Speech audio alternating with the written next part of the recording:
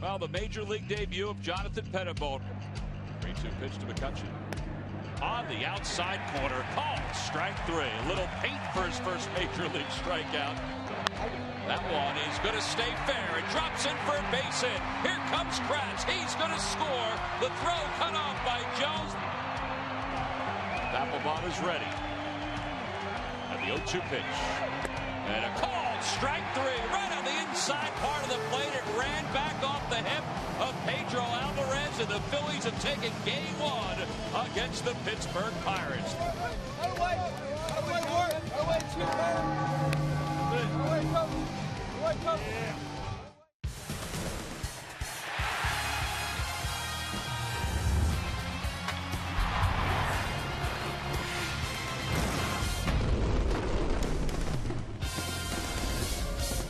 Last night turned out to be a pretty good night for the Phillies. Not only did Jonathan Pettibone make his major league debut, but he pitched well, and the Phillies took game one over the Pittsburgh Pirates. It was a night, even though it was cold at Citizens Bank Park, that HK would have been very proud of.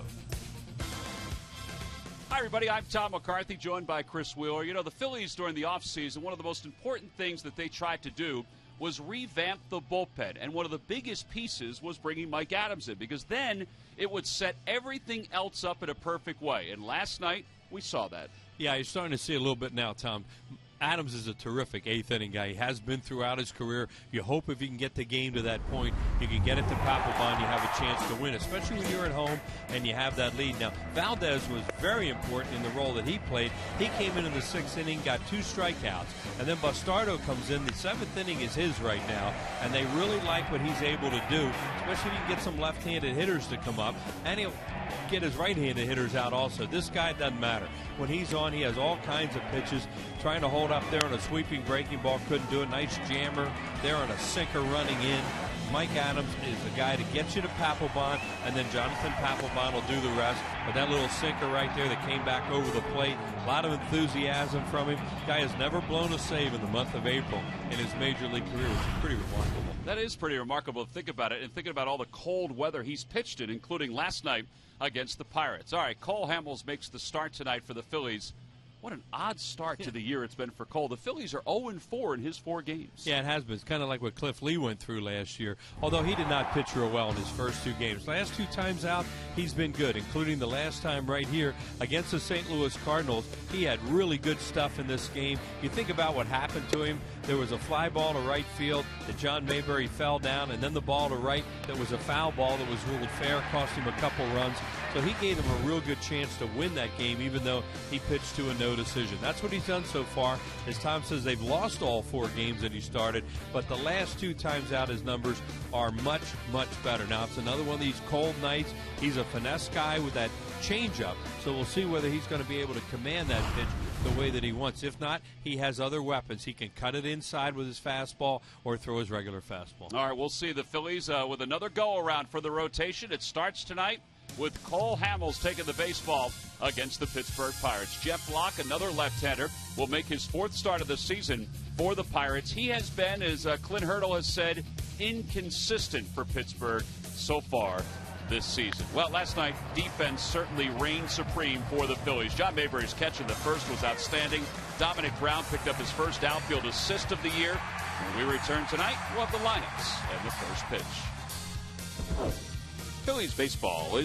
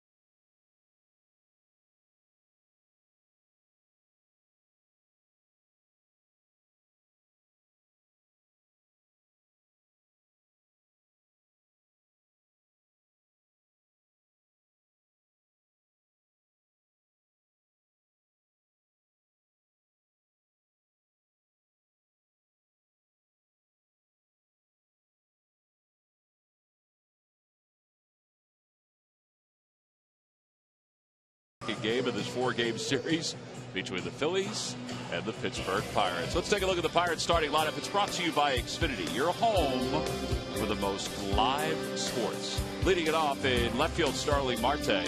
Jose Tabata, the right fielder, bats second. Then McCutchen and Sanchez. Russell Martin, the catcher, hits fifth. Neil Walker sixth. And the bottom third of Brandon Inge, just up off his rehab. Clint Barnes and Jeff Locke. And they'll face Phillies left-hander Cole Hamels. 0-2 this year with an ERA of 6.46. And Hamels is ready to go. So is Starling Marte. Marte, 241 with 2 home runs and 4 RBIs. And the first pitch of the night is in their first strike. It's 0-1. Well, there are the numbers on Cole Hamels. Most unbelievably, the Phillies haven't won a game that he started. He's been good in his last 2 outings. Marte bunts at the next pitch and misses. It's 0-2. He's pitching the way he's done the last 2 times out. He'll get some wins. There are his lifetime or what their scouting report on him, and career against the Pittsburgh Pirates 1-1. Did not pitch against the Pirates last year. 2 times the Phillies saw them. He's allowed 4 earned runs over his last 23 innings of work against Pittsburgh, an ERA of 1.56 during that span. So he's done well lately against them. Here's the 0-2 pitch to Marte. In the dirt. 1-2. Last year, you think, well, how could he not pitch against when the Phillies opened the season there? But he was set as the Phillies' home opener pitcher last year. Correct. That's right. And then he got hit around by the Mets, I think.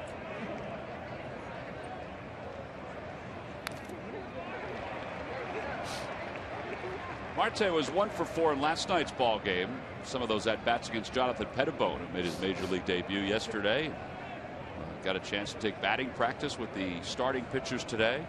Pettibone's numbers: 6 strikeouts, 6 hits, 2 runs over 5 1/3.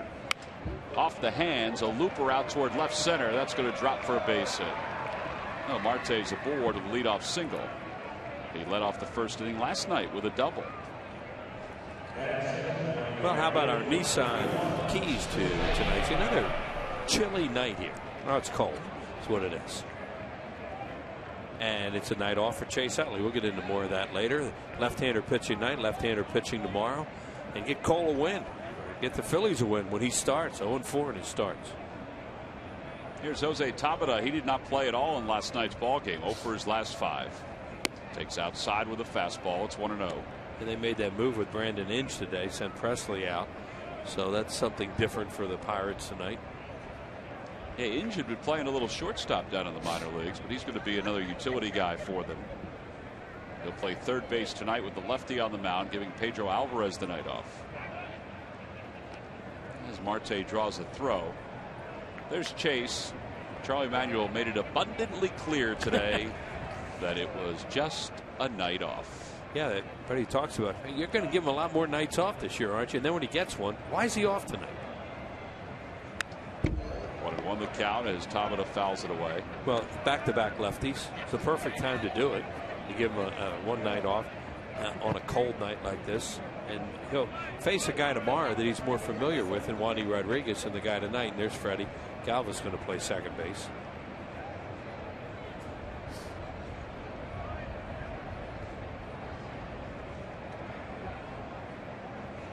Tabata late on a 92-mile-an-hour high fastball. 1-2 the count to him.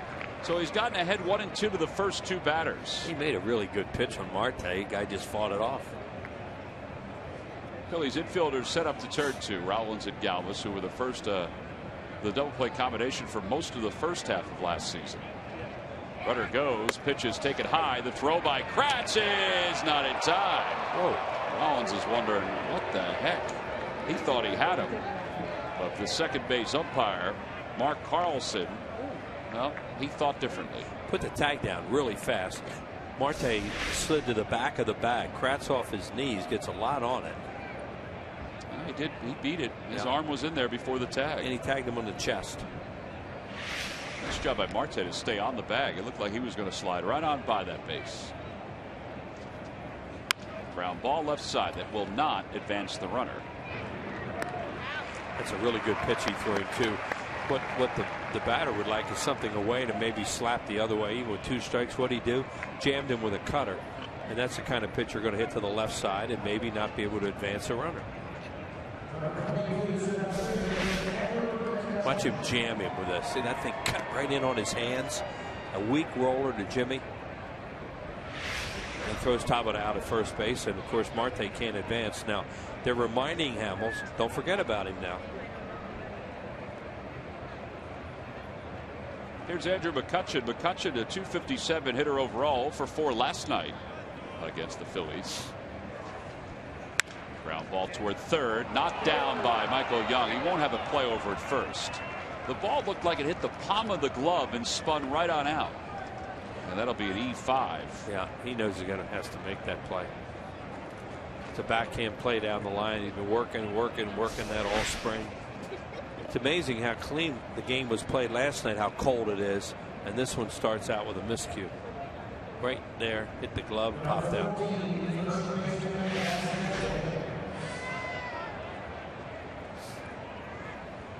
So first and second now for the Pirates here in the top of the first. And Gabby Sanchez, who did not play last night, he was out as a pinch hitter at one point. Overall hitting .214 with a home run and 7 runs batted in. Florida guy with no sleeves. Watching the Rockies Braves game today out in Denver. It was the first of 2, the day-night doubleheader. Temperatures were in the 20s for that ball game, and it'll be, in the low 20s tonight when they play the second part of it. But Mike Minor was out on the mound for the Braves without any long sleeves, and they said it was frigid. Yeah, they were talking that he just can't wear sleeves. And there's the score on the Toyota Major League scoreboard. 4-3. Atlanta wins. Gaddis hit another home run, his 7th. That was the game winner, as it turned out. Then the bullpens took over, and there was very little scoring after about the 5th inning in that game. No balls, 2 strikes the count to Sanchez. Braves hit 2 more homers. 3 homers. 3 homers, yeah. The Rockies had given up a total of 4 home runs at Coors Field this year. Now they've given up 7. So with that win, the Braves are now 5.5 ahead of the Phillies. As Hamels spins back. Marte looked like he was dancing a little much. That's a real good idea to do that. Just let him know that you're aware that he's there, and don't let him get a walking lead off second. 0-2 the count. And a call, strike 3, right on the inside part of the plate. First strikeout of the night for Hamels. And that was just a flat fastball at 93 miles an hour, and there are 2 outs. In a perfect spot. Whether Sanchez was looking for something else, whether he's faced Hamels so many times or seen him with the Marlins. I think he was looking changeup That's away. what I'm going to say, that he probably think he's going to throw a changeup there. It's not like you can fight off Cole Hamels' fastball and look for changeup. Russell Martin's down the hitter. Martin's hit in 7 consecutive games for the Pirates. Hit a home run last night. And he takes a changeup away. 1 ball and no strikes.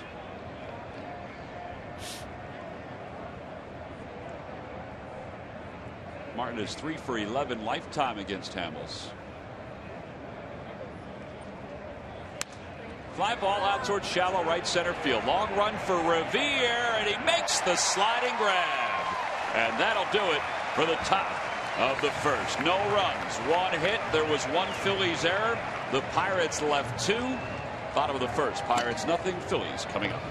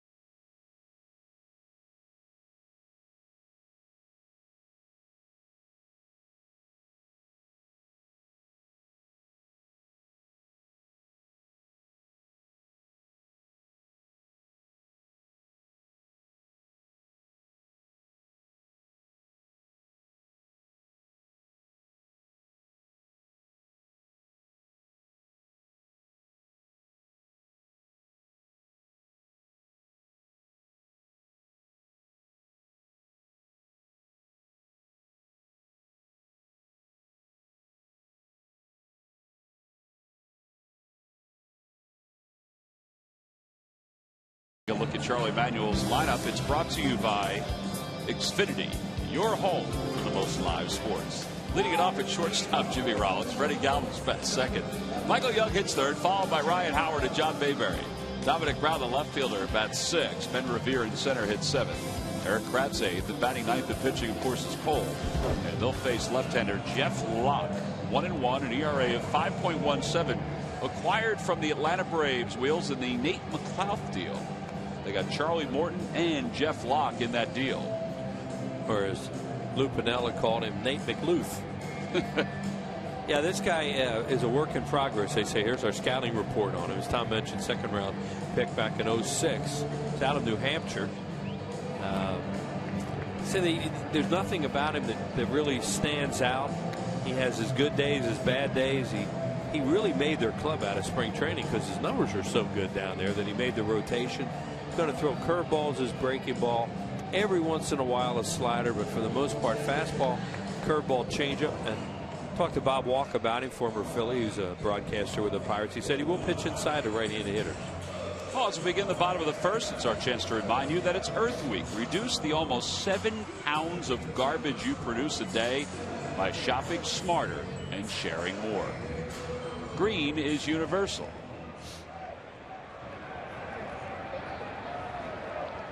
We go to the bottom of the first. Jimmy Rollins will lead it off. I expect you to break out into Kermit the Frog at any moment singing about green.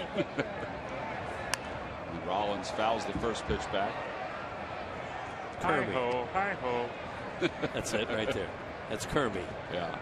I want to thank everybody for the reminders to put the recycling container out last night when I got home. It was out. It's already back in its spot. Well, that's good. When you put it out, then you put it back in the garage. That's right. Rollins takes outside, 1 ball and 1 strike. Rollins was the hero in last night's ball game. Offensively, he had 2 RBIs to give him 800 for his career. He's now 8 for 22 on this homestand. And another foul, and it's 1-2. Yeah, and one thing when Jimmy's in that leadoff spot where some people like him, some don't, he can knock in runs. He's been a real good RBI guy his whole career. And there he knocks in what turned out to be the go-ahead run with Eric Kratz in from second base. And this one he lines out toward right. Tabata is there, 1 away. He also can give you 1-0 lead in a lot of games too with home runs. And he's done it 43 times during his career. Speaking of home runs, the Lucky McDonald's Phillies home run jackpot contestant is Betty Maupay of Marlton. If the Phillies hit a home run in tonight's ball game, then Betty will win $500. Wind knocked a couple of them down last night. Not quite as windy tonight, but still cold. Freddie Galvis takes a strike. It's 0-1.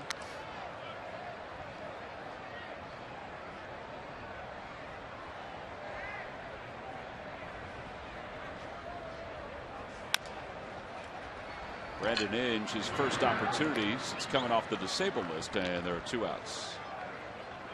They got inside on a right-handed hitter.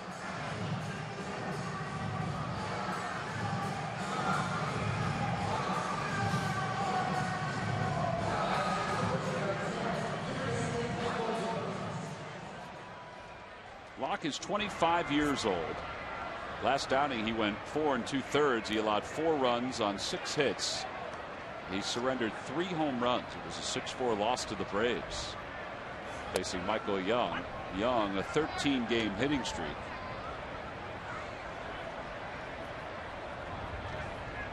Michael Young has had a base hit in all but 3 games so far for the Phillies.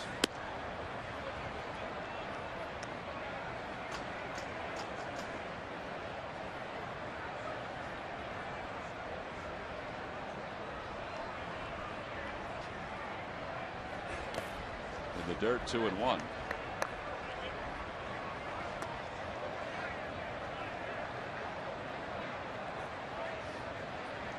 Locke was a second-round pick in 2006 by the Braves.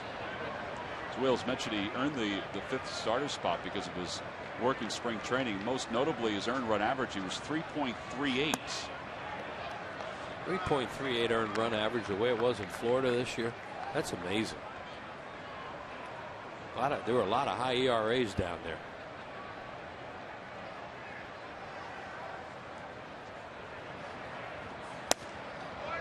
Good spot. 3-1 fastball from a left-hander. And that was really in a good spot for Young to try and hit. Ryan Howard's on deck.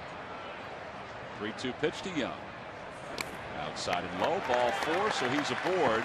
It'll bring Ryan Howard to the plate. A lot of talk about Ryan Howard, the fact he has just 1 home run so far this year. It's an amazing start. 74 plate appearances, 69 ABs. What about that, Murph? What does Charlie Manuel think?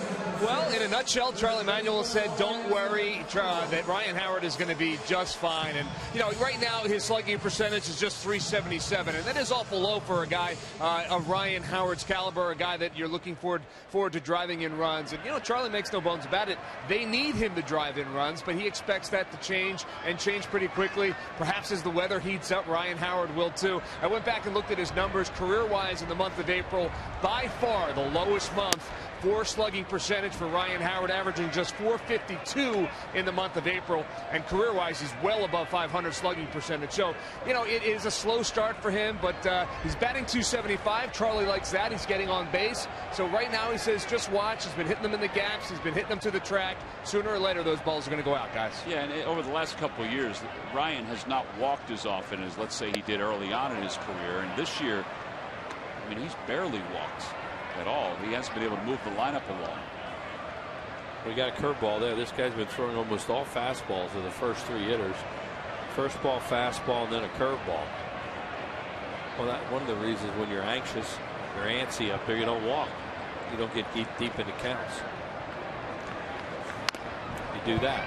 You swing at pitches that aren't strikes. Next thing you know, you're 2 strikes, and then you're defensive and you chase them. Right now, he should be 2-1 in the count. And that all comes with confidence when you're seeing the ball well and you're hitting. Let's see if he can get a pitch he can drive here. Down in the count, 1 ball and 2 strikes. Just underway, bottom of the first.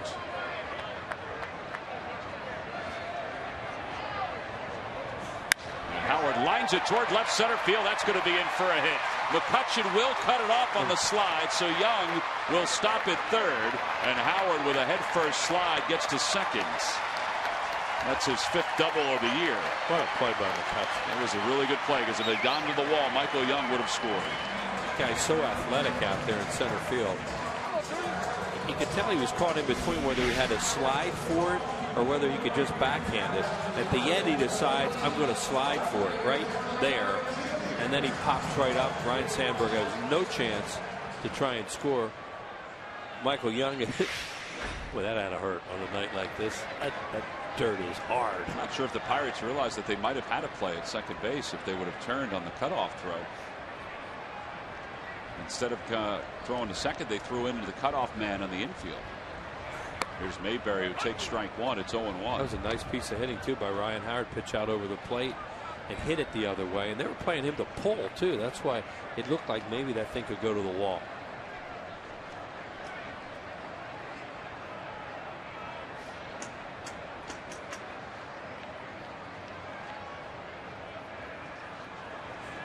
In the dirt, Martin blocks it. And keeps it right around the circle. It's 1-1. John Mayberry, every time he comes up in this series, has base runners all over the place.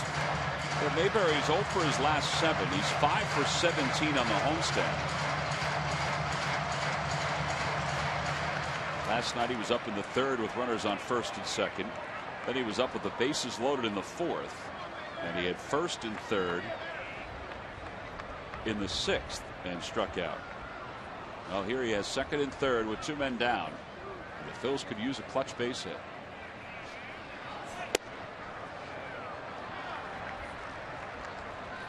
They have a base open, a left-handed hitter on deck. And we'll see how they approach him now if they've fallen behind him. One of the big aspects of Russell Martin coming over from the Yankees, we mentioned it a little bit last night, is his ability to kind of manage some of these pitchers through situations like this. In essence, it's going to be his call on what they're going to do. Give him something to hit. I think it was kind of slow, too, and out over the plate. Changeup. Was not a good pitch.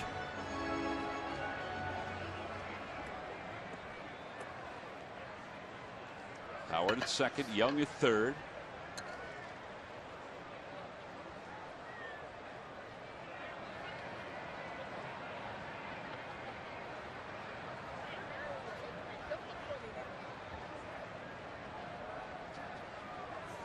Back toward the middle. It's going to float around the second base bag. Neil Walker will throw out Mayberry.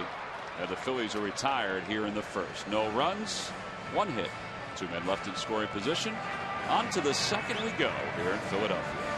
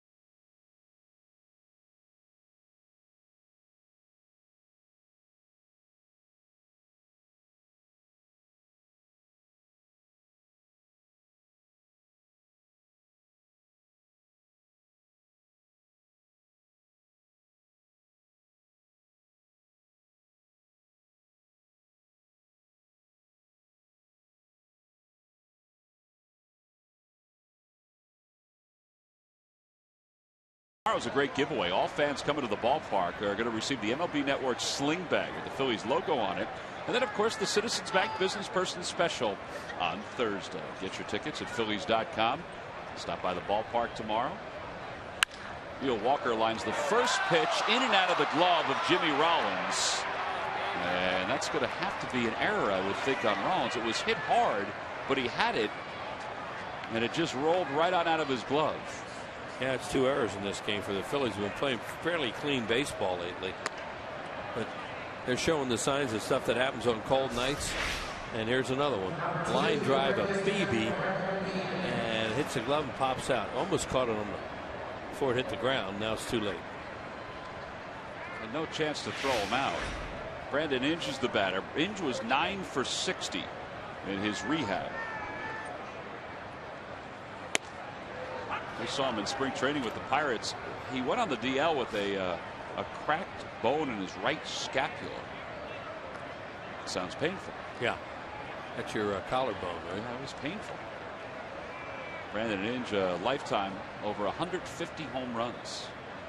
Change up out in front, 0-2. A lot of good years with the Detroit Tigers. Never really could find a position for him, but he could hit. Well, last year was part of the Oakland A's organization after the Pirates let him go. Or excuse me, the Tigers let him go. He's played here before. He was here in interleague play with the Tigers.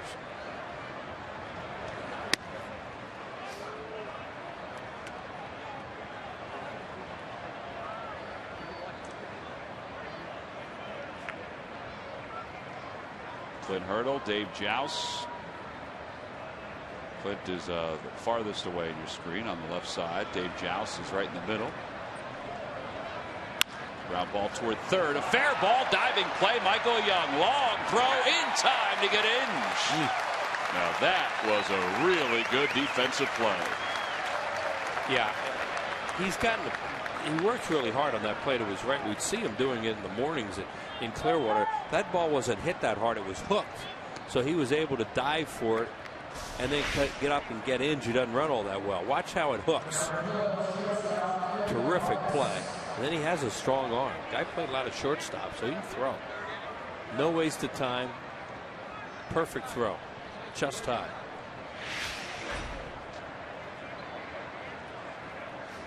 Well, the Phillies have made 2 errors so far in this ball game, but that was a Gold Glove play by Michael Young over the third. And now Clint Varmus, the batter.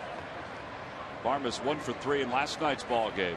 You're a third baseman for the Phillies, and with these left-handed pitchers, you're going to see some action. Well, now they're down to 2 starters. With Landon, they had 3.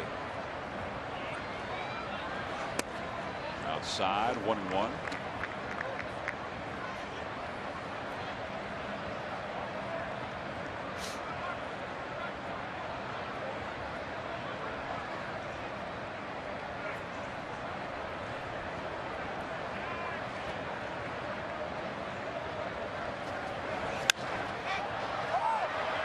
Jimmy Rollins over at shortstop will settle under it. During the 2013 season, Turkey Hill will contribute $100 for each Phillies victory and 5 cents for each carton of Phillies Grand Slam ice cream, sold to support the Phillies youth baseball and softball programs. Turkey Hill has one of the new signs that are out here at Citizens Bank Park, out toward the bullpen, just to the left of the scoreboard. It's their usual spot. They got a brand new piece of artwork out there for this year. There's Jeff Locke. Hitless in 4 at bats, and it's 0-1. There's the Turkey Hill sign. Yeah. It's not Grand Slam, but it's your vanilla and chocolate. Basic. All-American right there.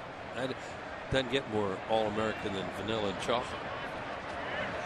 Outside and low, 1 ball and 1 strike.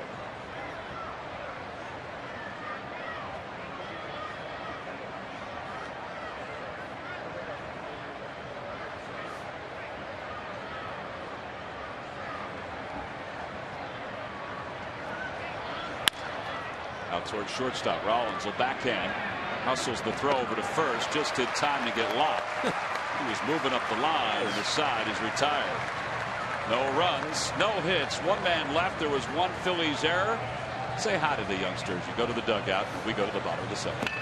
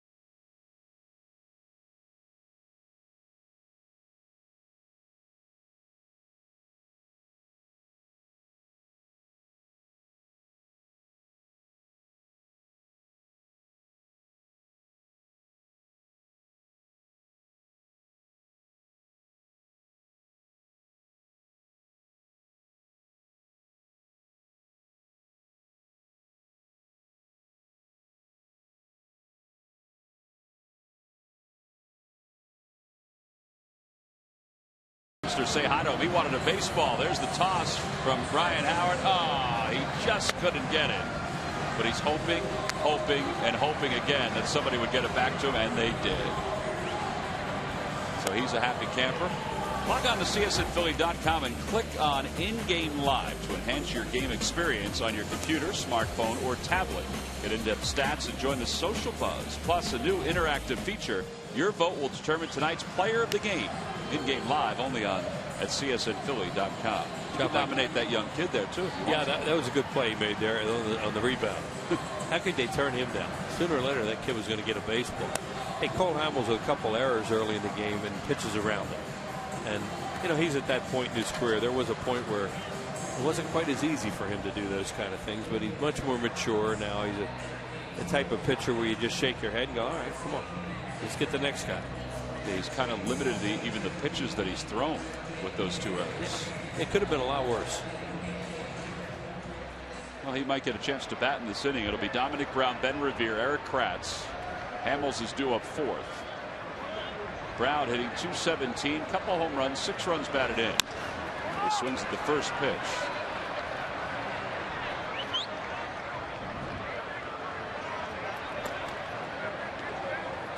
A reminder that tonight's game is also available in Spanish. Just use the SAP button on your television or change the language through the menu on your cable box.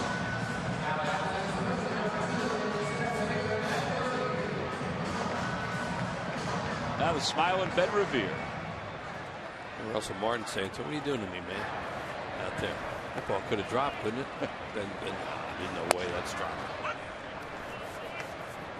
He is a very good center fielder. I know that there's been some plays he's even said that he's gotten bad reads on, but he has made some really nice plays so far this year. One thing he does, he's not the greatest route runner when you watch him, but he can outrun some mistakes. Plus his hand-eye coordination, tracking down some of those fly balls. It's not the easiest task. Inside, 2-1. He should be really good in this park too, because it's not a real big ballpark.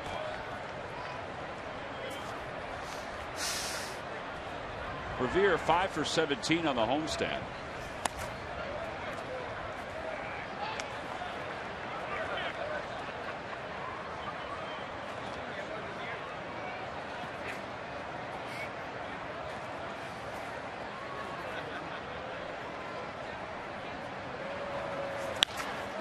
That one's out toward left center field, and Marte, oh, he missed it.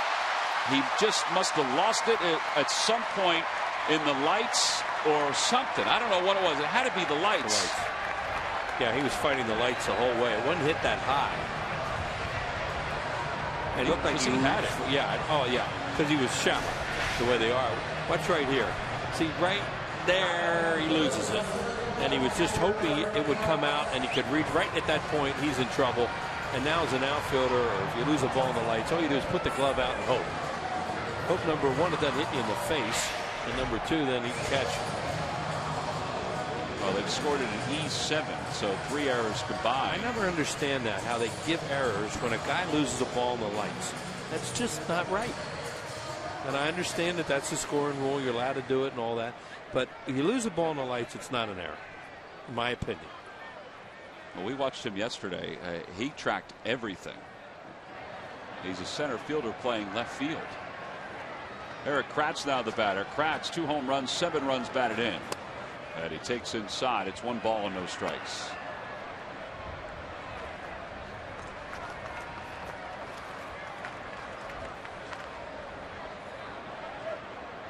Kratz 5 for 14 on the homestand, including 1 home run.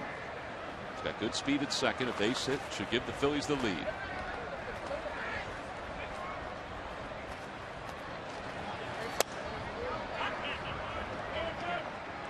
He's throwing curveball, changeup, fastball. Just as the report said, I don't know that he's throwing any sliders or cutters. Basic repertoire, 3-pitch pitcher. And like a lot of pitchers, his numbers are drastically different when he falls behind 1-0 compared to when he works ahead 0-1. Isn't that amazing? Now he fell behind here 1-0. It's now 2-1. But the numbers are this. When he gets ahead, hitters hit 269 against him. Now that's still kind of high, but when he falls behind, they're hitting 375 against him. That's a 100-point difference. Yep. Doesn't even include the power numbers that are in there. 2-1 and 1-2, big difference. Well, you say that sometimes. Umpire will make a close call on a pitch, and you'll take the guy instead of him being 2-1, he's 1-2. It's a huge difference. Doesn't seem like that much, but it is. And statistically, you just pointed it out what a difference it can be. Now tonight, he's 6 of 8 first pitch strikes. Now that's part of what Clint Hurdle's talked about the frustration of Locke in the early part of this year. Hurdle said the one thing that continues to challenge him is consistency. You have to get ahead. Yep. And tonight he's gotten ahead. but he's behind 3-1 to Kratz. See if he challenges him here with a base open, the pitcher on deck, even though there's one out. He doesn't, but he gets the strike. 82-mile-an-hour off-speed pitch, and it's 3-2. That's just what he did to John Mayberry, threw a changeup behind in the count. Mayberry swung and fouled his. This one was called a strike.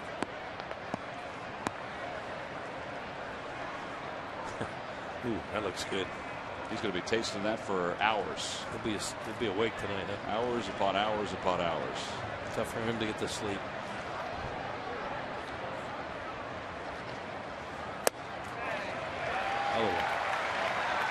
So they definitely pitched around him with a base open. Went back-to-back changeups. For years, StubHub has been the place to find great Phillies tickets, and this season you can get more with your tickets thanks to StubHub Fan Rewards. So get to StubHub and grab your seats and maybe some cotton candy today. Even with one out, you think that they have to look for a bunt here from Hamels. Jimmy Rollins will knock in runs out of that leadoff spot. So left, you would think bunt here. Hamels 125 on the year. He's 1 for 8. And he takes outside. 1 ball and no strikes. He's going to look at Ryan Sandberg. Sometimes they'll watch those infielders. They charge real fast, or they're putting some kind of rotation play on. A guy that can handle the bat like Hamels will let him swing. But I think probably still going to stay bunt here because they didn't move much.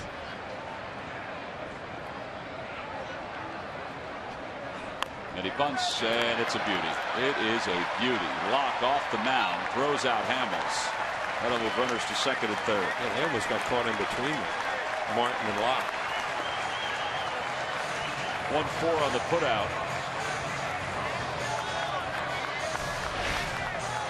It's a real good job as Thompson. Look at him just let the bat catch the baseball. And Martin comes out here, and he was going to take it, and then Locke reaches down. That thing had some backspin. Cole liked to do that with his pitching wedge. What he did there. It started to come back. Yeah, well, he likes golf. He's getting there. Yeah, he really likes it. That died.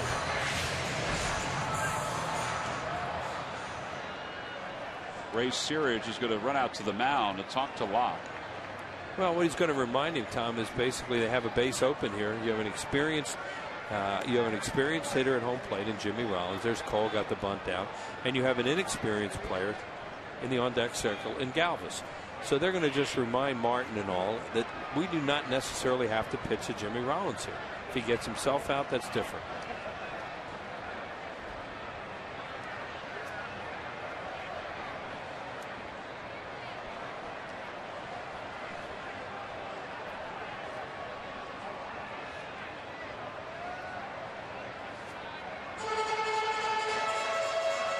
Now Jimmy, he knows all that stuff as he stands up there, and he's going to hope the guy makes a mistake and comes right after him, and maybe he'll hit something hard, knock in a couple runs here.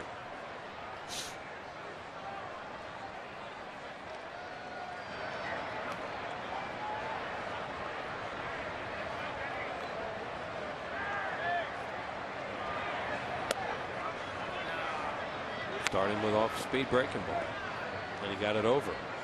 Boy, they playing off the line at first with Sanchez. They really don't expect him to hit one down there, and you wouldn't expect him to either.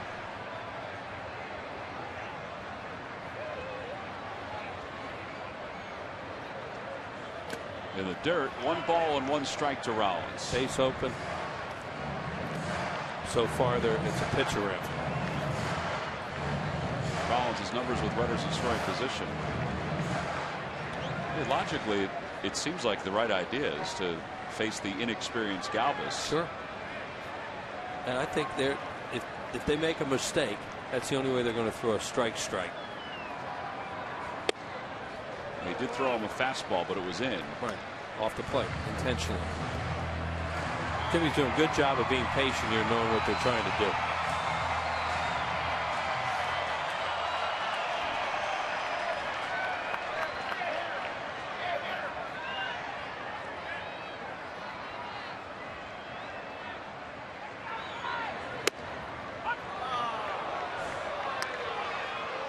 That was high. It's a tough pitch. 2-2 though. That's what he's kind of looking and saying something. Home plate umpire. Jimmy does not normally say much. Now, he was called out on a pitch he thought was not a strike last night, his first at bat.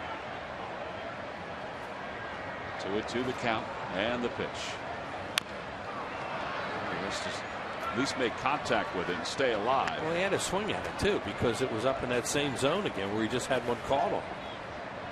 Brian Knight is the home plate umpire. Dan Iasonia is the crew chief. He's at first. Mark Carlson at second. And Mike Muklinski around at third. This guy's going to hang a changeup, hopefully, because he's made some mistakes with that changeup up in the zone, and they haven't hurt him with it yet. It's not going down a whole lot. 39th pitch of the outing for Jeff Locke with runners on second and third. And Rollins hits it foul right past Sandberg. And it remains 2-2.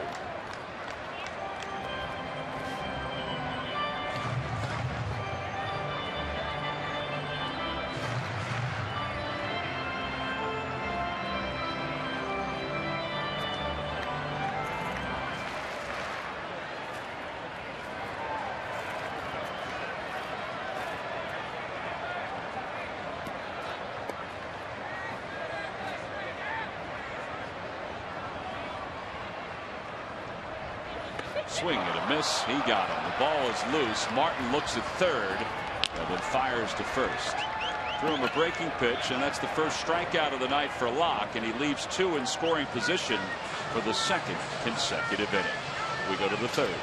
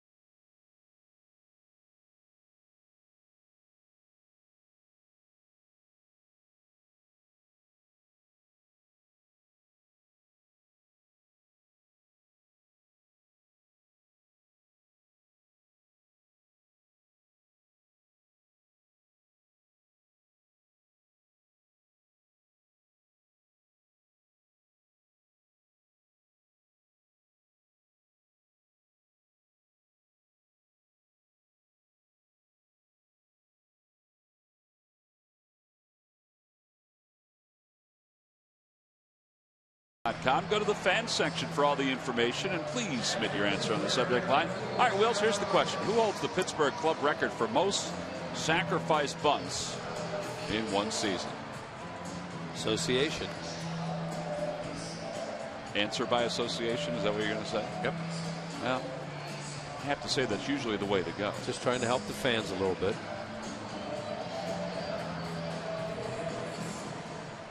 Cole Hamels had a sacrifice bunt that was successful in the bottom of the second. However, for the second straight inning, the Phillies left two in scoring position. So now we begin the third. Starling Marte singled his first time up to raise his batting average against left-handers. Oh, it might be raised a little bit more. Brown going back. He leaps. It's off the wall and skips by him. And Marte is going to pull into second with a leadoff double. His batting average against left-handers is hovering around 500 now. So he has a single and a double in his first two at bats. That was not a catchable ball for Dominic Brown. It's one of those ones where you have to make a decision. Can I catch it or not? If you can't, you back off, stay away from the wall, and then you get to Karen. He did it last night and threw Russell Martin out at second base. In this case, I don't know. Marte runs better. He may not have been able to do it, but you'll never know when you get that close to it. Well, that's 5 doubles now for Marte. 5 doubles, 2 triples, 2 home runs. And Tabata shows bunt, takes a strike. It's 0-1. Marte basically is taken over for Tabata as the leadoff hitter and in the outfield for the Pirates.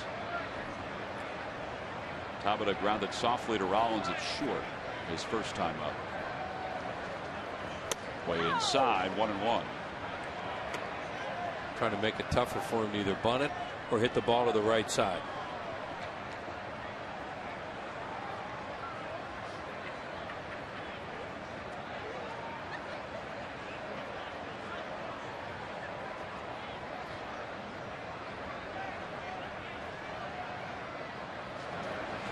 Broke his bat. Marte's off second but gets back. Good job by Hamels. He did everything you're supposed to do. That was good base running by Marte too.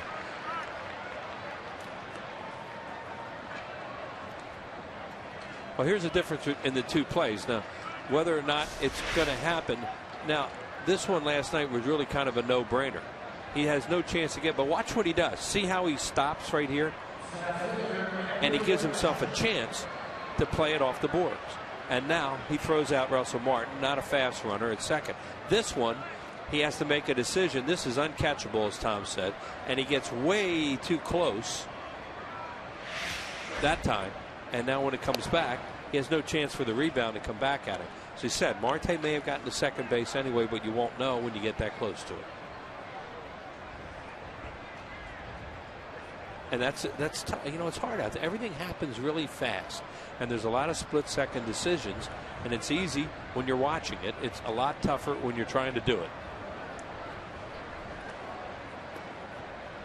Not to go into the mind of Dominic Brown, but that ball was hit so hard that I think he was thinking maybe top spin, it might come down a little bit, but it just never did. Yeah, you know, that's all part of experience and reading it off the bat and knowing. And you can't do it every time. No, even the greatest outfielders can't do it every time. But you get better and better at understanding what your odds are about catching a ball and what you can do if you can't catch it. 1-0 the count to McCutchen, and he takes a fastball high, 2-0. Well, he has a base open now with Sanchez on deck. It's early, but you don't want McCutchen to hurt you here, especially on a 2-0 count where he can hit it out of the ballpark.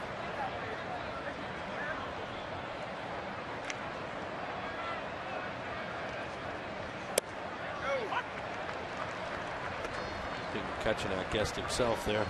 Didn't think he was going to get a fastball right down the middle.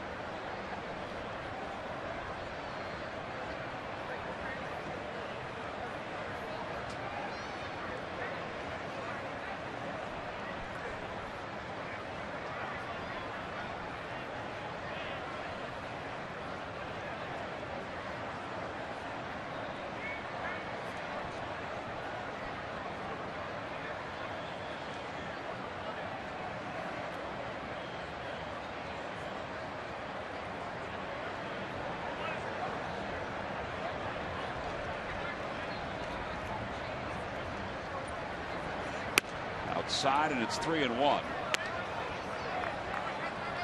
Hamels had a couple of occasions in his last outing where he walked off the mound, whether it be to compose himself or just to think about what he's going to do.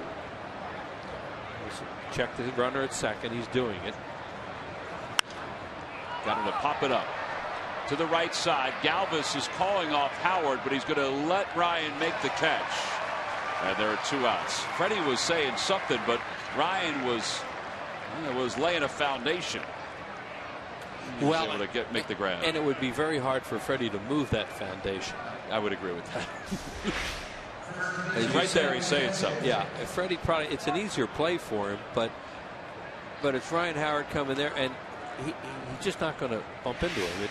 He would lose easily. It wouldn't matter how fast he would run, he would lose. Bug on a windshield.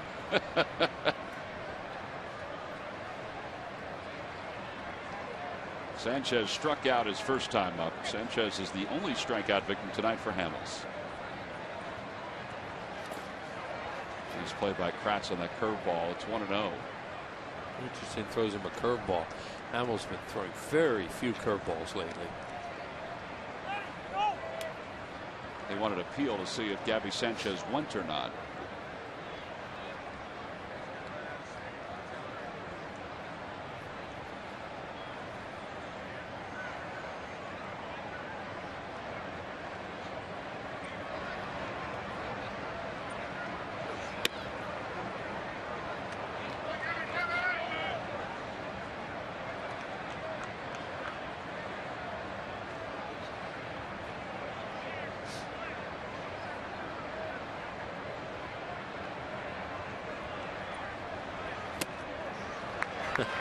That's what Gabby Sanchez remembers now from his days with the Marlins. 2-0 changeups. Boy, was he swinging fastball. Sure was. Looked like he didn't hurt himself.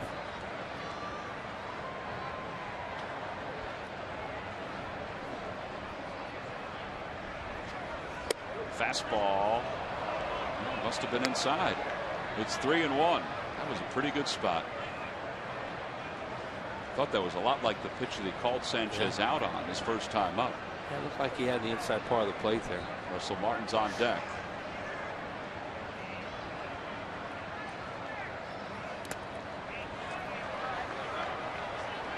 Well, he didn't challenge him 3-1. He threw him a changeup. First walk issued by Cole Hamels. Thursday, May 2nd is the start of a 4-game series with the Miami Marlins. You see that giveaway right there. It's the Chase Utley tote bag, free to women 15 and over for the Sunday, May 5th game. It's compliments of StubHub, and it's all part of Mother's Appreciation Day.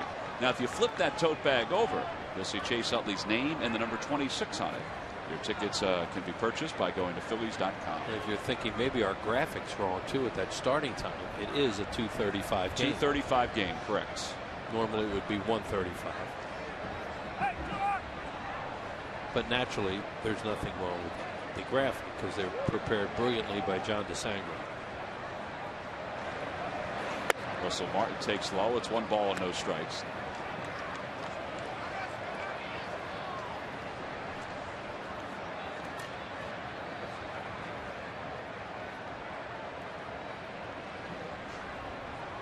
That is the same day of the Broad Street run. Correct. And the Phillies have ground ball to third. Michael Young will go to second for the final out. Complied with a request by the city to move it back a little bit, you know, to give everybody a little breathing room that day. Great event.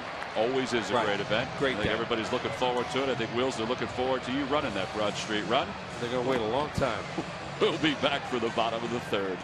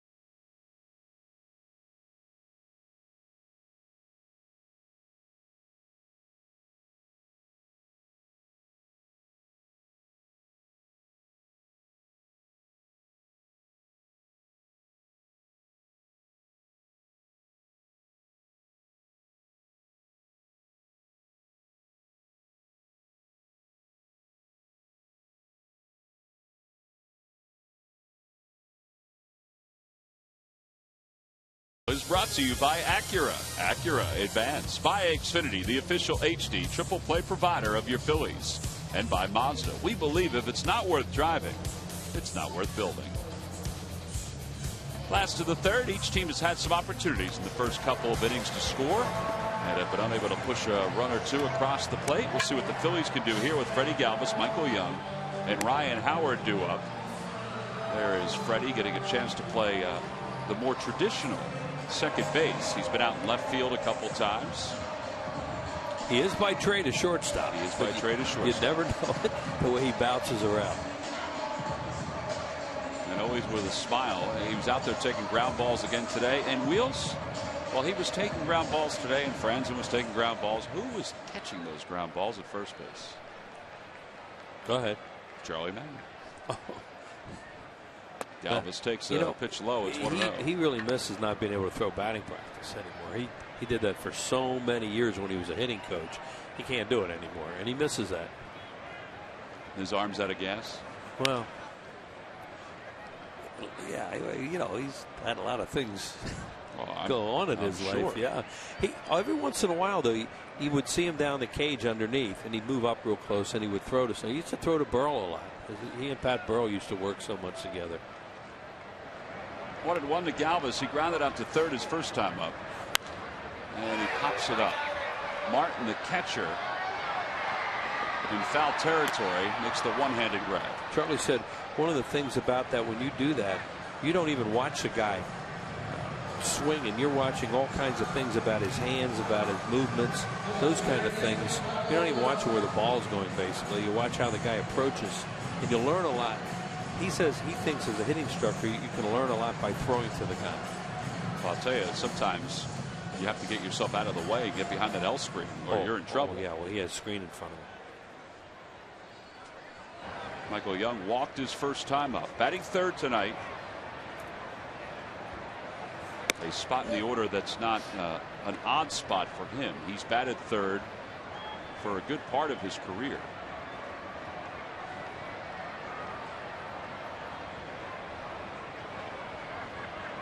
He's hit in 13 consecutive games.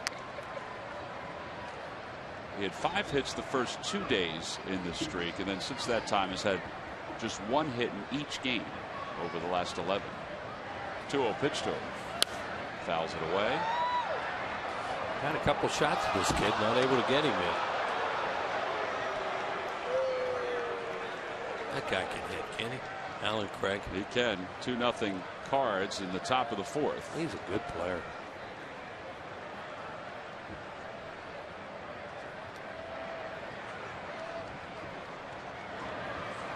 Curveball high.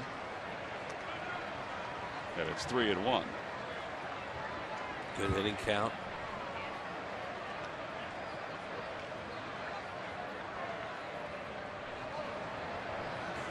Swing and a miss. 3-2 the count. He went with a fastball. He's got a little bit of a peekaboo windup where he turns, not a El Tiante, but you watch how he turns his body, and maybe it jumps on the hitter a little bit once in a while.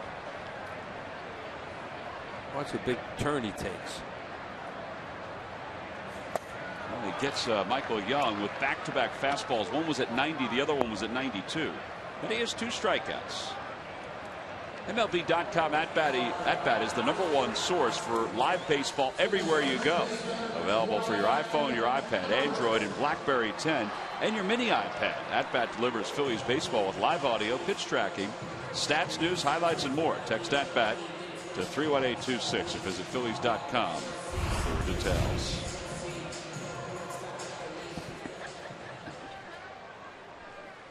Well, there are 2 outs for Ryan Howard. They have the overshift on with the second baseman Walker in shallow right field. Howard doubled to right center, or left center, excuse me, his first time up. And McCutcheon made a really nice play out there to save a run.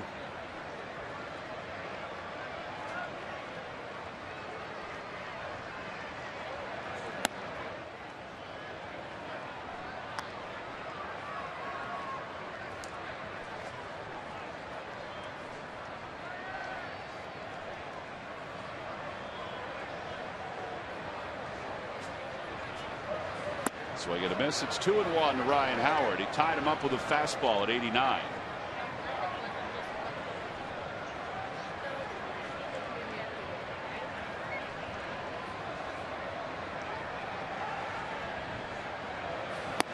Same spot.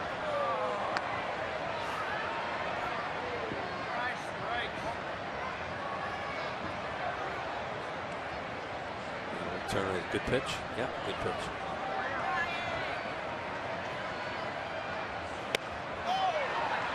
Back strikeouts for Locke, who came to this ball game with only 6 strikeouts, but he has 3 through the first 3 innings. We go to the top of the 4th. Still no score between the Pirates and the Phillies.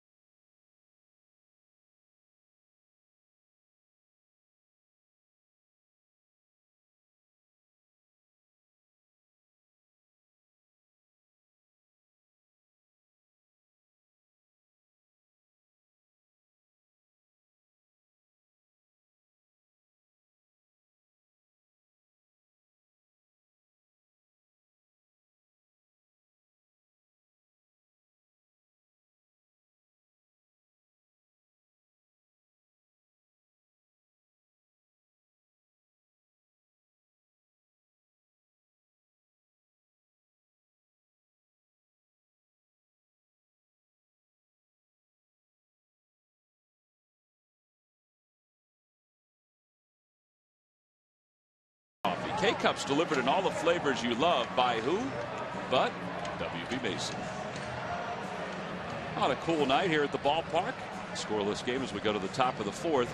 Sarge, both teams have been offensively challenged tonight. They've had chances, but they haven't been able to push a run across the plate. Yeah, only 3 hits in the game here tonight, and I got to tell you, it's going to have to take a little bit more than that in order to win this game, especially if you're not hitting the ball out of the ballpark there. And usually these type of games is caused by an error and maybe won by a home run. Well, 3 errors so far combined, 2 for the Phillies, 1 for the Pirates. Hasn't affected really the game, and in all honesty, it hasn't really affected Cole Hamels' pitch count. He has a strike to begin the fourth, but he's only thrown 43 pitches through 3 innings. So yeah, usually that does cause a little bit more pitches to be thrown. But again, as long as you give your team a chance to win, that's what it's all about. And obviously, they need this game. They need to win the series just to get back to where they know they should be. Yeah, the Phillies came into this ball game with a 9-11 record, 5 games behind the Braves, who won game 1, so they're 5.5 behind the Braves. But they're not far behind the Nationals and the Mets as far as the division and that's goes. what you want to do, catch up there and then go on from there. And you can believe that before it's all over, the Braves are hit a slow spell. Over to the left side, Michael Young can't get to it, and Rollins lets it go off his glove. That'll be a hit. You don't think so? No, I do think it's going to be a hit, but I wasn't sure what Jimmy was. One of the things, though, once a fielder goes past you, it kind of impedes your vision a little bit. Is what I think on that. Take a look at it for yourself. You see how he goes in? It's almost there at the same time, but again, if you think you can get it, and that's just a little bit of a slow start, and off the end of his glove should be it. So it is a base hit, an infield single for Walker. Inge is the batter, and he hits one toward right center field. That's well hit, and Revere's not going to get it. It's going to be off the base of the scoreboard. Walker's around third, heading for home. Inge stops at second, and it's an RBI double, and the Pirates take a 1-0 lead.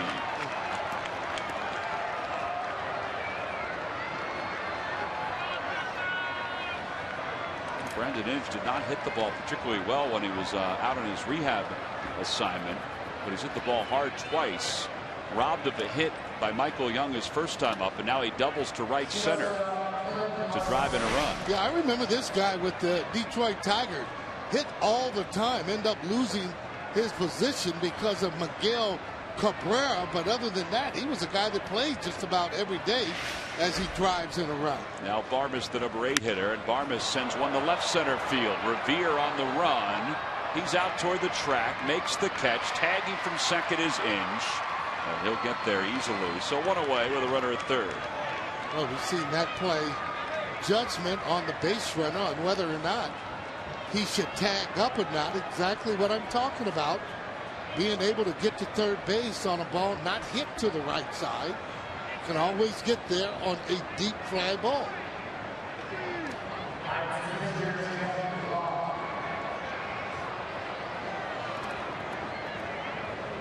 So Jeff Locke goes out to talk to Nick Leyba with 1 out and a runner at third.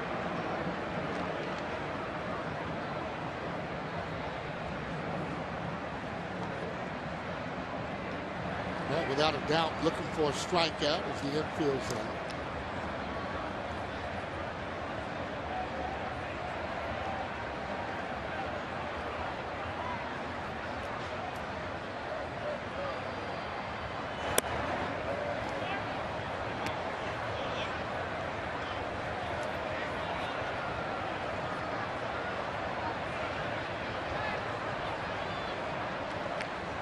Try and control the situation here. No more runs, especially having a pitcher driving a run. Squeezing him a little, could have been a strike.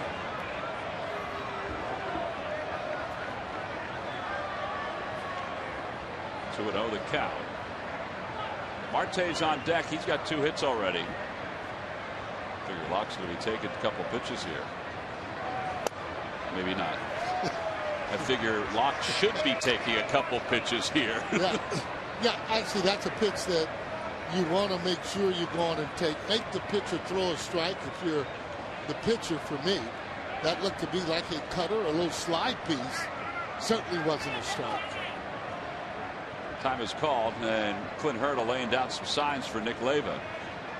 Yeah, and if it's going to be a squeeze, he'll always go over and tell the base runner, usually verbally, so he knows, and there's just no mistake about it. And they also DQ, so you got to be aware. Safety squeeze. So I don't know why they would do that. The safety squeeze is simple. Like, you're going to read the ball as a base runner and see where it's bunted. You feel you can go, you go. And if not, you stay there.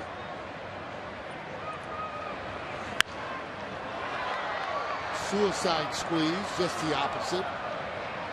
Going to come in no matter what. From third base, that is.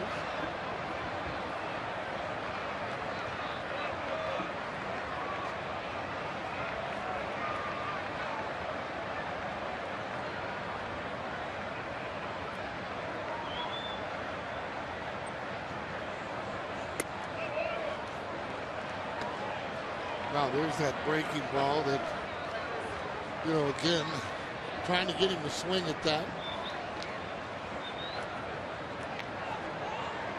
A lot of signs being thrown down for a 3-2 count. Yeah, well, ought to reach back and just throw it right by him. Ground ball to short. Rollins looks in back to third. 2 outs.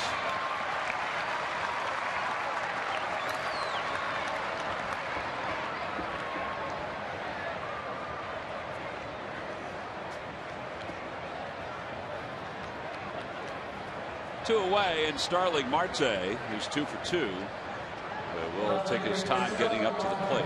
This is going to be a big hitter right now for Cole Hamels. Down 1-0 here in the top of the 4th. Well, he can go right at him if he goes behind, not wanting to give in to him. You have a base that is open.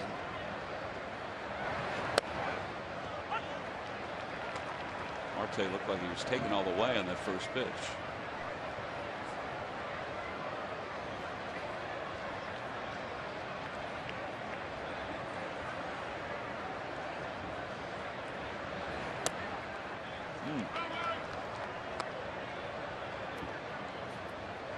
Well, runners in scoring position. Pirates are 0 for 10.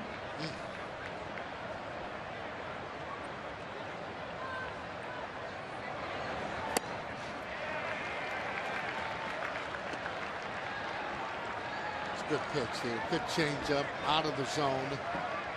Starting in the zone and then disappearing.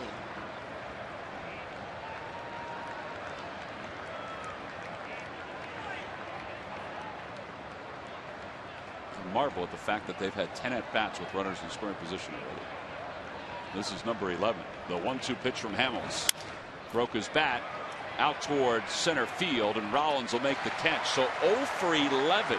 With runners in scoring position. Neither team has really cashed it in, but Clint Hurdle's squad has taken a 1-0 lead, and an RBI double by Brandon Inge. We'll go to the bottom of the 4th with John Mayberry due to lead it off.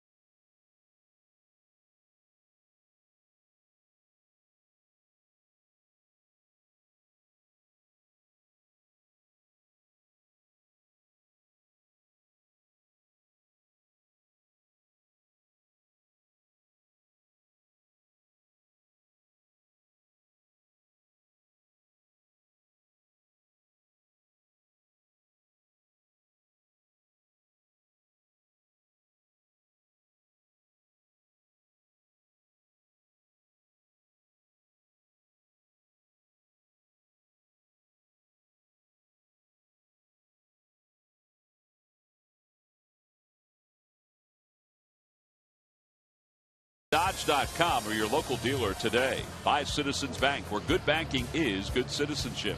Isn't it time you experience good banking? And by Nissan. Choose Nissan today for great offers on our most innovative lineup ever. Shop at ChooseNissan.com. Well, the bright lights of Center City. It is a crystal clear night, as you can see.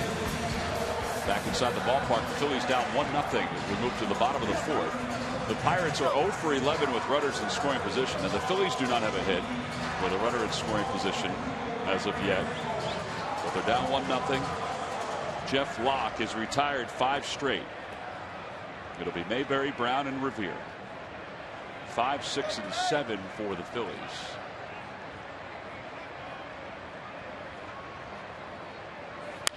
Mayberry lines one fair down the right field line. It's going on to the corner. He's on his way to second. Tabata loses it. Mayberry's on his way to third, and he's going to get there standing. Wow. You want to talk about coasting into third with a triple. Good speed. Good swing on a fastball that was away. Very aggressive on that particular swing by Mayberry Jr. Not sure what happened in the corner of those, Sarge, because it looked like it had stopped in the corner, but then it started rolling again. It's spinning right now as it goes to the corner. Take a look at it. He just didn't play it right. Yep. Didn't play the carom. He thought it was going to come back to him. By then, Mayberry, he hits that second gear and ends up making in without even sliding. Well, first triple of the season for Mayberry. He now has 8 extra base hits. So a prime opportunity for the Phillies. Mayberry's last triple was August 2011. Dominic Brown takes inside and low. It's 1-0. Well, that's how you want to try and answer, is to answer it back right away with a run of your own.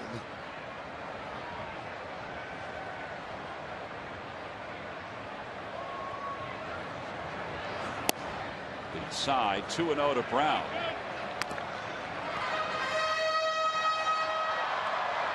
Middle infield is back, so a ground ball to either shortstop or second will tie this ball game up. You can be very aggressive. Look for your pitch. Let it go. Ground ball, foul. A little antsy. Yeah, I mean, if it's your pitch, you got to hear a little louder sound than that. That ball had been fair. It might have been caught by the first baseman. Take a look at it. Just a little bit late. Again, you got the luxury of being able to get right out there with it. Ooh. 3-1 the count. I don't know how that didn't hit his hand. Yeah, well, got in on him a little bit. That's why you see, though, the reaction. The ball had almost passed him when he was moving away. But now, again, 3-1, you can be aggressive. See if he goes on the outside part of the plate. That one hit him. And Brown's aboard to put runners on first and third.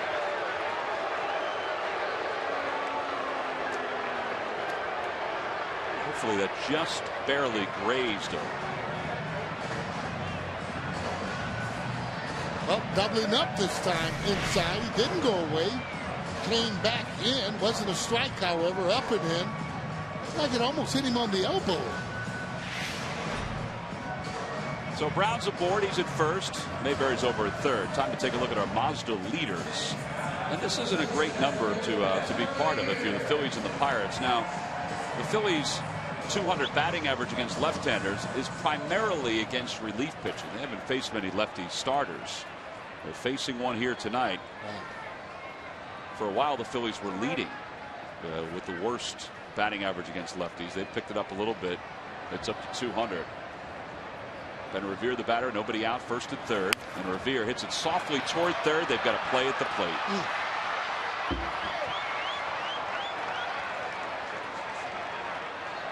5-2 on the putout. It's about the worst place you could possibly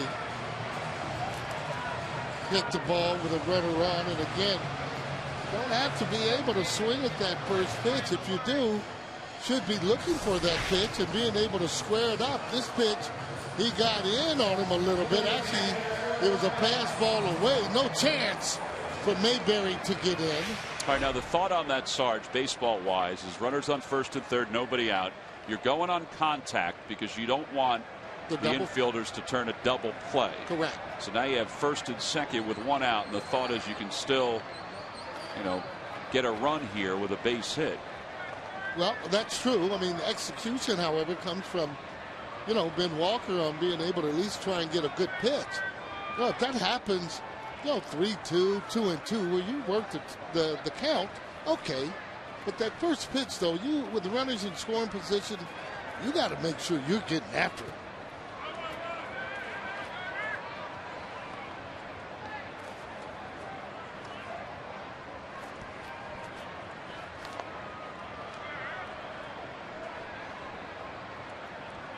One ball, no strikes to Eric Kratz.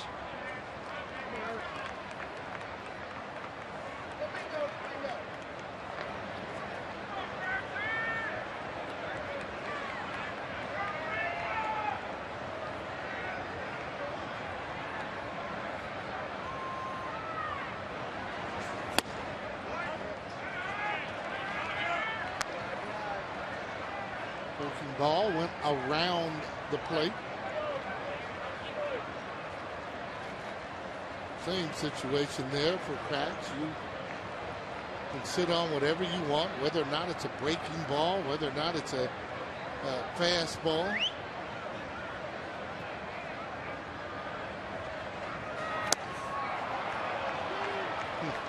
That was a changeup. Didn't cover that one. Well, you'd prefer if he didn't swing at it. Well, my point is, no, I agree. You're not looking for that. I agree. Pitch. You just don't want to swing at it. And really, that particular pitch, he's looking fastball, which was good. He got a changeup, but recognize whether or not it is that particular pitch. Here's the 2-1 pitch to Kratz. Show him another changeup, but it's 2-2. Phillies have first and second with one out. They had a runner at third with nobody out. The number 8 batter, Kratz, is up.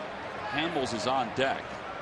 And this guy's working himself in and out of trouble the entire night. Yeah. Well, there's 2 changeups in a row. Think it'll be another one, or are you going to go break and pitch? He's got to come back with that changeup again. Fastball hit toward third. That could be 2. Ames to second for 1. And they're able to turn the double play. So a wasted opportunity for the Phillies offensively here in the bottom of the 4th inning. A 5-4-3 double play. They leave 1.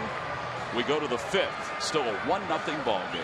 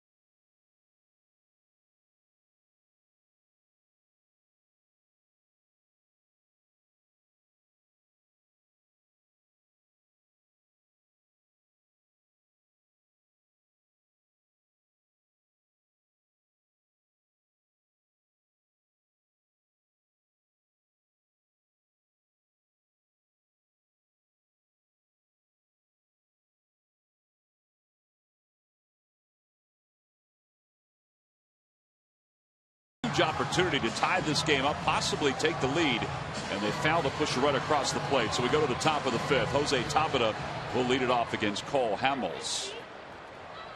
Well, last night we saw the Major League debut of Jonathan Pettibone. It was an outstanding night for Pettibone and his family. And for more on that, let's bring in Murph. Murph, what's going on, buddy? You know what, Tom? It really was great to watch a young guy like Jonathan Pettibone come out here and have some success. You saw his numbers, 5 1/3 innings, allowed 6 hits, struck out 6, and probably most important, didn't walk a single batter last night, and that certainly was good news for him. Got the no decision, but it got us thinking about the other 5 starters on this team and what they did back in their Major League debuts.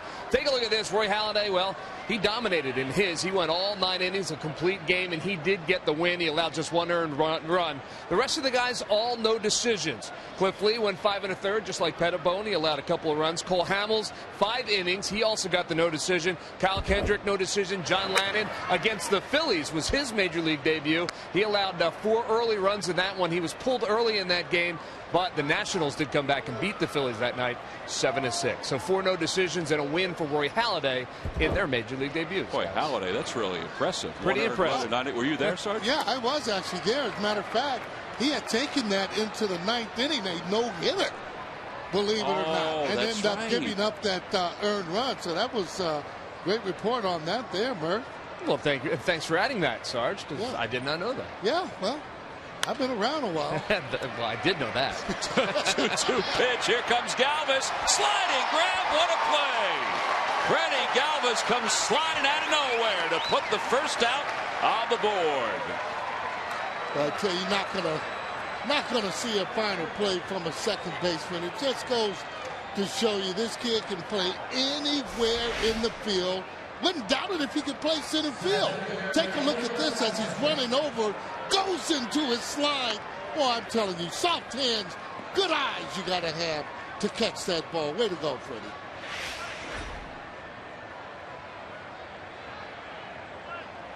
Well, you can put him anywhere, and he can play defense. There's no doubt about that. Here's McCutchen.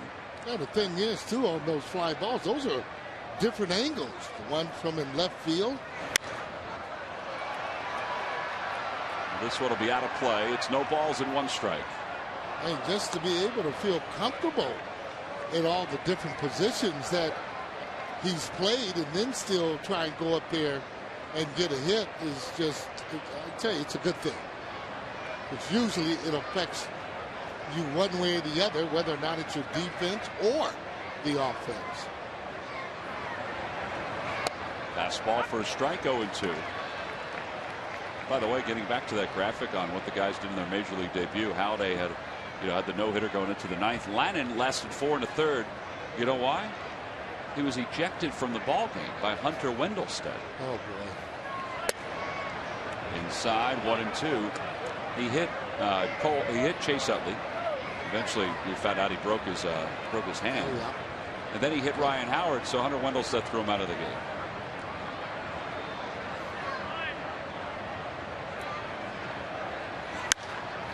Down the right field line, Mayberry will give it a look, but it's going to slice out of play.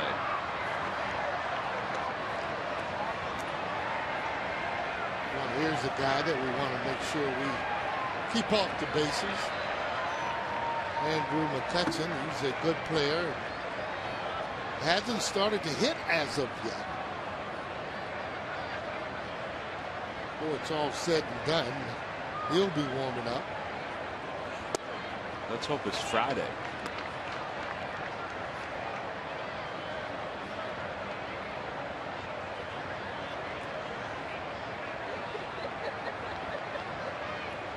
Two balls, 2 strikes, the count to McCutchen. Ground ball back toward the middle. Rollins has to hurry and throws him out. Phillies fans, there's a new way to talk Phillies sports. Phillies Sports Talk with Michael Barkan tomorrow night and every weeknight at 5, only on Comcast Sportsnet. Join the conversation by using hashtag Phillies Sports Talk. I mentioned that Michael's talked to Ryan Howard on the show, and the other day he talked to Mike Adams here at the ballpark. Those have been 2 of the many guests he has been able to interview in their domain. Sanchez pulls this one down to the corner and left. Sanchez on his way to second. He'll get there.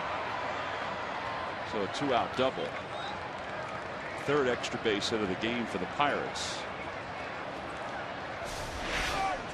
Okay, this kid here, don't know what happened to him. He was a pretty good hitter with the Florida Marlins there, as you see him getting a double. But he used to hit the ball hard. A lot of times, I tell you, easy to get to the major leagues, but to be able to keep that position, stay in the lineup, most difficult.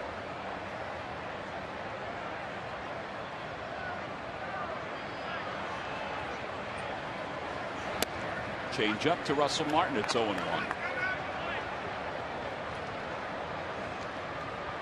Well, the thing about Gabby Sanchez that's odd is that it was out of nowhere that he just started struggling, and he hasn't been able to find anything that resembled that first half with the Marlins in 2011 when he was an all-star. All-star, playing every day, a guy that really was able to hit breaking balls and fastball. Again, you get lost in the shuffle. Difficult to get your position back. Well, I think that's the key. Difficult to get back on the field to prove your worth. 1-1 pitch. Ground ball foul, 1-2.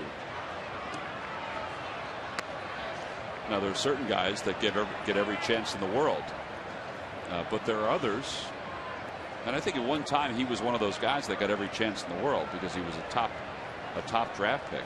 Well, that's what gets you a chance. Usually when you're drafted 1 and 2, sometimes 3, you really get great treatment when you're coming up in the minor leagues. And of course, you'll have guys that get drafted in later rounds that end up becoming a prospect because of the way they're playing. Well, then they end up starting to get that same treatment, usually though a little or a lot later. A little low. 2-2 the count to Martin.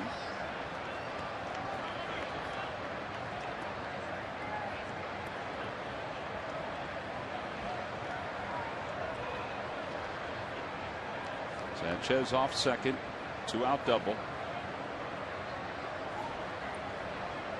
Swing and a miss. He got him. A tailing fastball. Second strikeout for Hamels. Now the Pirates are now 0 for 12 in the ball game with a runner in scoring position. Well, Hamels went with the little heat to wrap up the top of the 5th inning here in Philly.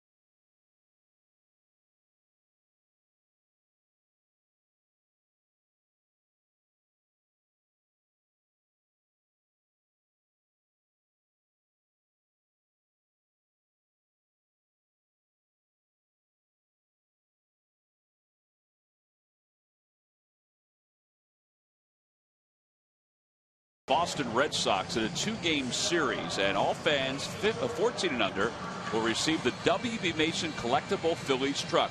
Thursday's a 7:05 game, the 30th. Make your plans now. Come out and see the Red Sox. Phillies will be up in Boston, and then they'll be back here for those 2 games right after. Phillies.com is where you can purchase your tickets. Bottom of the 5th inning, 1-0 Pirates on top. All right, Sarge, let's play the match game brought to you by Sunoco. See if you can figure it out. All right, what we do is we spin one. There's the bat. It's at number 7. And see if you can figure out where the other bat is. It's at number 10. That's too easy if you know if you know it. We were going to have you guess which way it was. Well, would you have known then? I was going to. No, I wouldn't have. But I'm just looking at it. Thank you for your honesty. Well, yeah. I thought it was a different game you were playing and showing me the bats there. 0-2 the count to Hamels. Hamels a sacrifice bunt his last time up.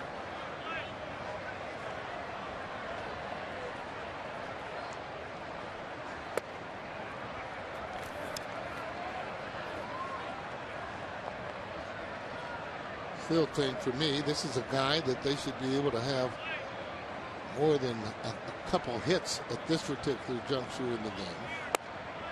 I would agree with you on that. They have 2 hits so far. It was the triple by Mayberry, the double by Ryan Howard. That's it. You know, I mean, he's not overpowering and not an exceptional off-speed pitch. Swing and a miss. That's 4 strikeouts for him. And with 1 away, back to the top of the order for Jimmy Rollins.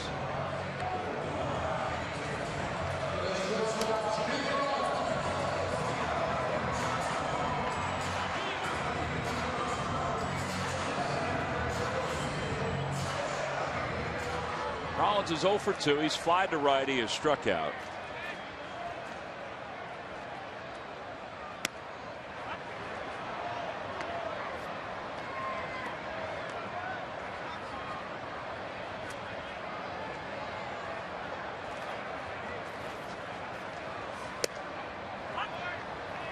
Got to make sure he gets that foot down. If it's a little late, it's going to throw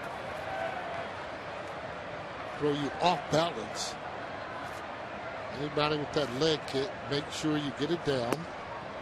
Don't want to be swinging with that foot in the air.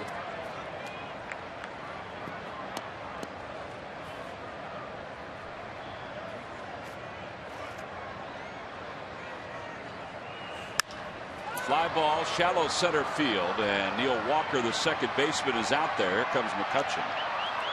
Now, there are 2 outs here in the 5th inning. The Phillies haven't been able to square a whole lot up. Speaking of squaring some things up, in our Kia minor league report, Art Charles, who the Phillies acquired last year, in 7 games, a .423 average, a home run, and 6 RBIs. Nick Hernandez, left-handed pitcher for the Clearwater Threshers.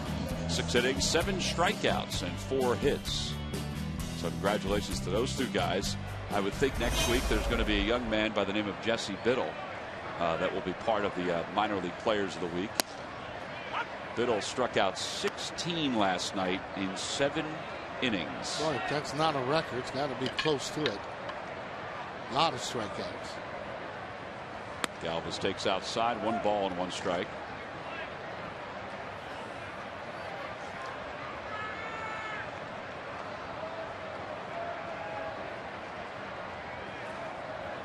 Ground ball softly hit to short. Big hop for Barnes. And it's a 1-2-3 inning for Jeff Locke. Phillies offense has gone quiet here tonight. We've completed 5. We've moved to the 6th inning in a 1-0 ball game.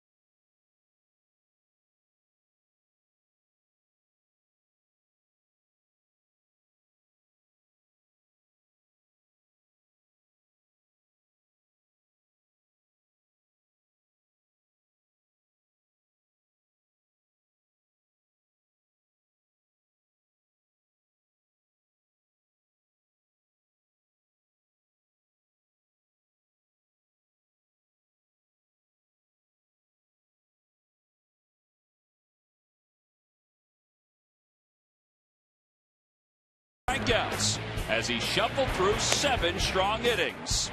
St. Louis fell to the Phillies. The rain fell in the 7th, giving Doc his 67th career complete game. And it's brought to you by Independence Blue Cross, changing the game.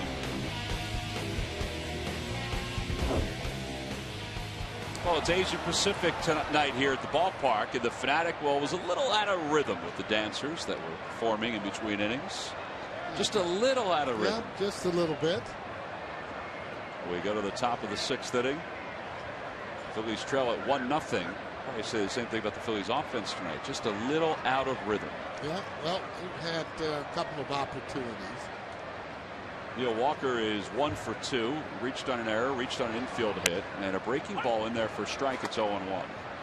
There you go. Cole giving up 5 hits. He still pitched one heck of a game here so far. And been under control with all his pitches.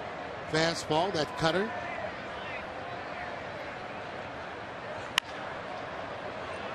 And he's quickly ahead 0-2 to Walker.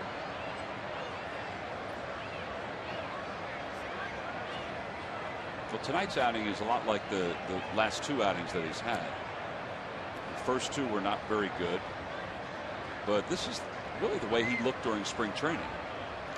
Yeah, this is what Ruben was talking about, and these kind of good performances by the pitchers, you don't want to waste those.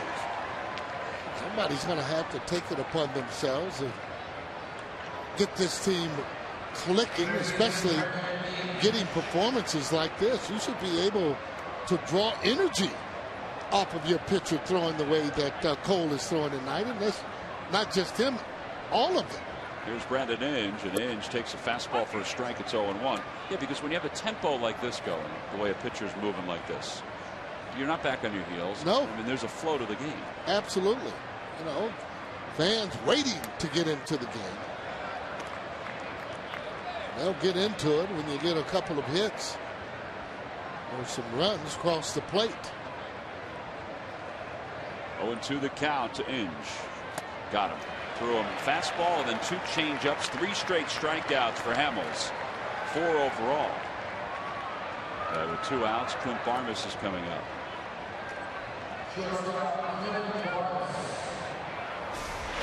Looks good. Good poise. Just check this pitch out as he doesn't even have to go and throw a strike and go out of the zone. Just exactly what he did. First pitch to Barmes over for strike 1.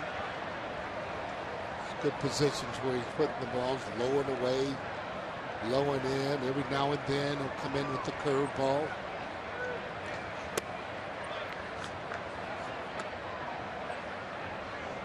Seems that Cole and Kratz are in a lot better rhythm tonight than his last game, last outing. Yeah, there's only been one time that he stepped off the mound that he didn't seem like he was in sync, but that may have been because he didn't feel in sync. It probably wasn't anything to do with Erik Kratz. Swing and a miss at a changeup. It's 2-2. Boy, that's filthy. Phillies will get Carlos Ruiz back sometime. Well, probably on Sunday. He's going to play in a handful of rehab games. It starts with Clearwater, and then it'll wrap up Friday and Saturday with the Reading Fightin' Phils. The 2-2 pitch to Barmes. Swing and a miss. He got him. He just struck out the side. He has struck out 4 consecutive batters. It's a pretty good pitch in there by Cole Hamels. It's his first 1-2-3 inning of the night. So let's see if the Phillies offense can feed off the tempo that was established by Cole Hamels here in the top of the 6th. The first batter, a curveball. The second batter, Inge, a changeup. And then Clint Barmes, the third batter, threw him a changeup.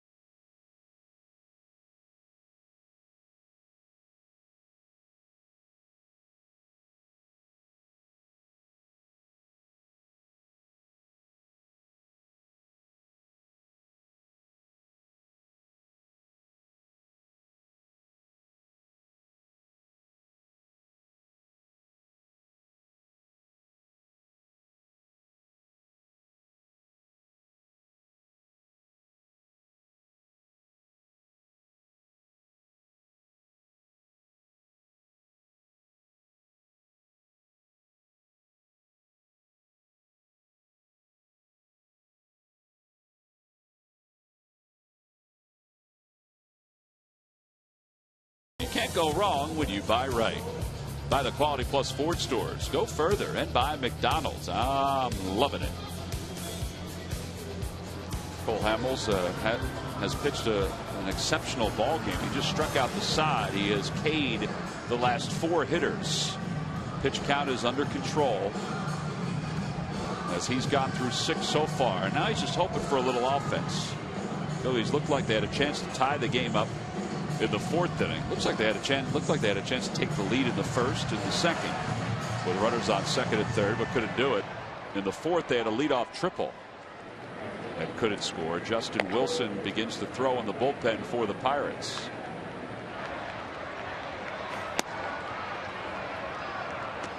Well, I can hear John Montefusco saying now, walking through the dugout, hey guys, you got to get me 1 or 2. I'm feeling pretty good tonight.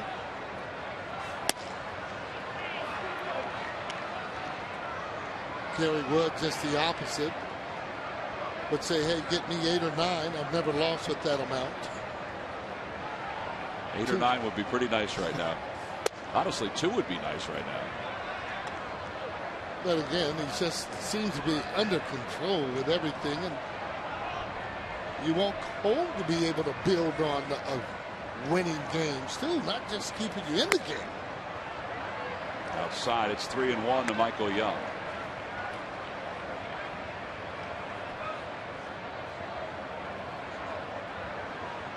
Young has walked. He has struck out so far. 0 for 1.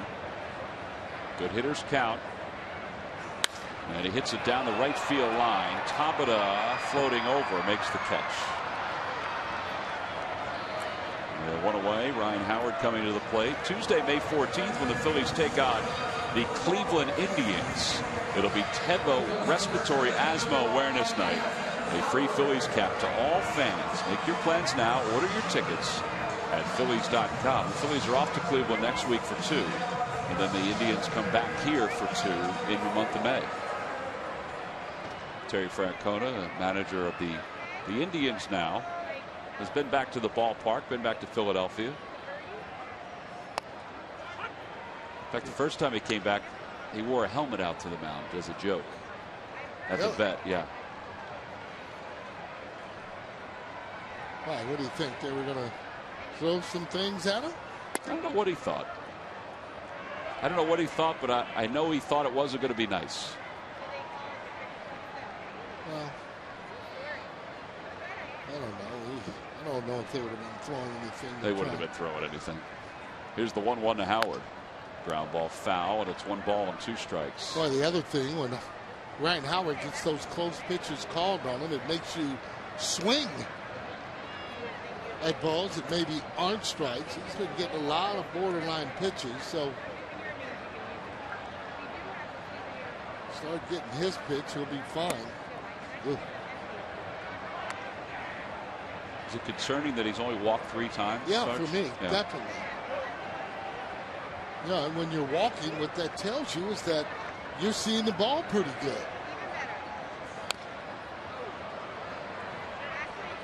No, and I don't blame him, though, for swinging at those pitches. You get a pitch called on you that you think that is a ball. Well, once you get 2 strikes, you got to continue to swing at that pitch because you've already been called a strike early on in your at bat.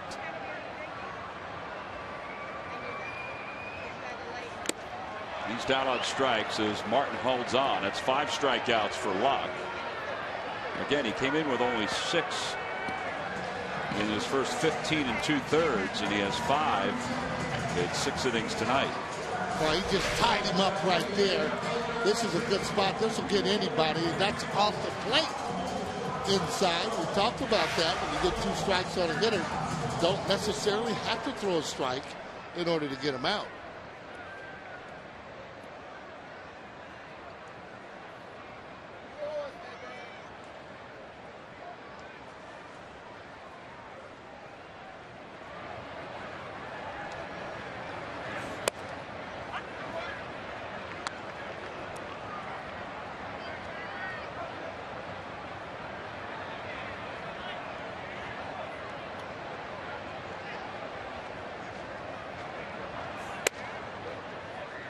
One and 1 the count.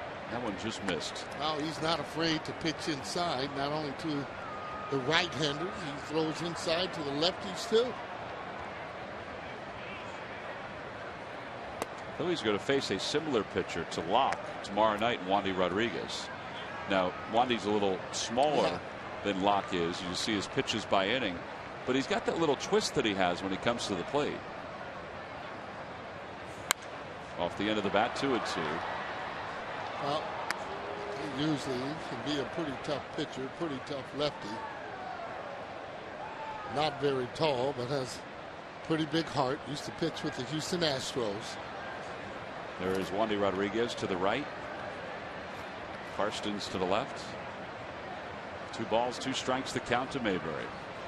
And a called strike 3 on the inside part of the plate. Locke has matched his strikeout total for the season in this one game. 6 strikeouts coming in, 6 strikeouts tonight. We've played 6. It's time for the 7th when we get back.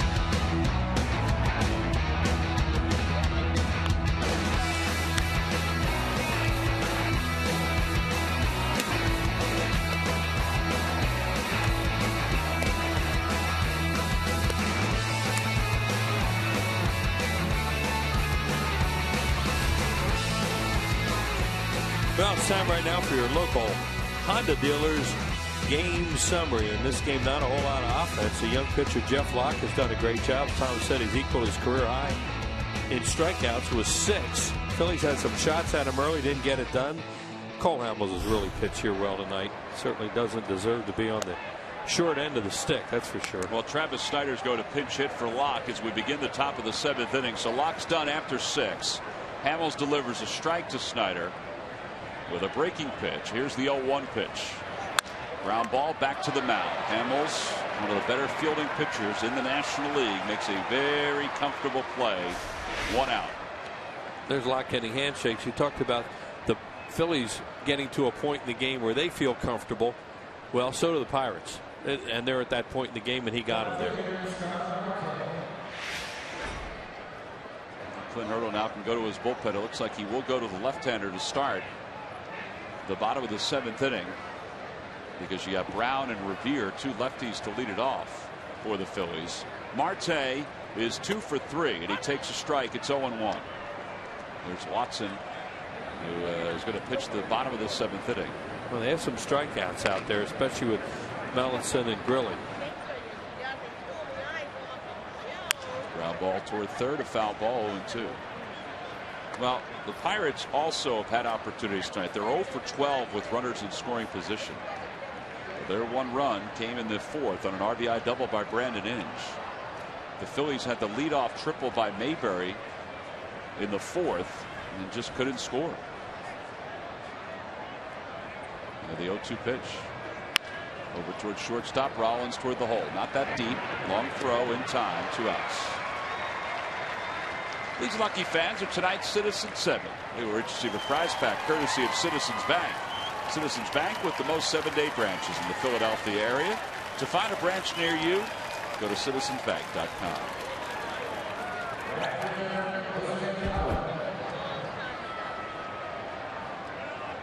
Collett is 0 for 3. He's grounded out. He's also popped out to second.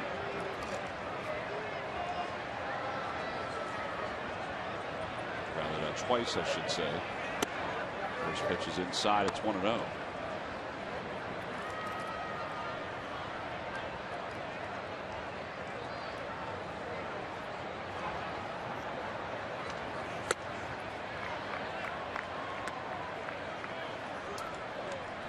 On the Toyota Major League scoreboard, the Mets and the Dodgers are tied at 2. Dylan, evidently, Jonathan Nice got hurt. Yeah, he got hit with a line drive, so he was lifted from the ball game. Clayton Kershaw is pitching in that ball game for the Dodgers.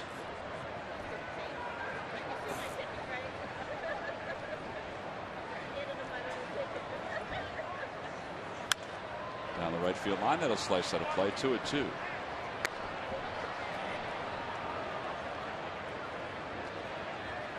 Mark Ellis is 3 for 3 in that ball game for the Dodgers.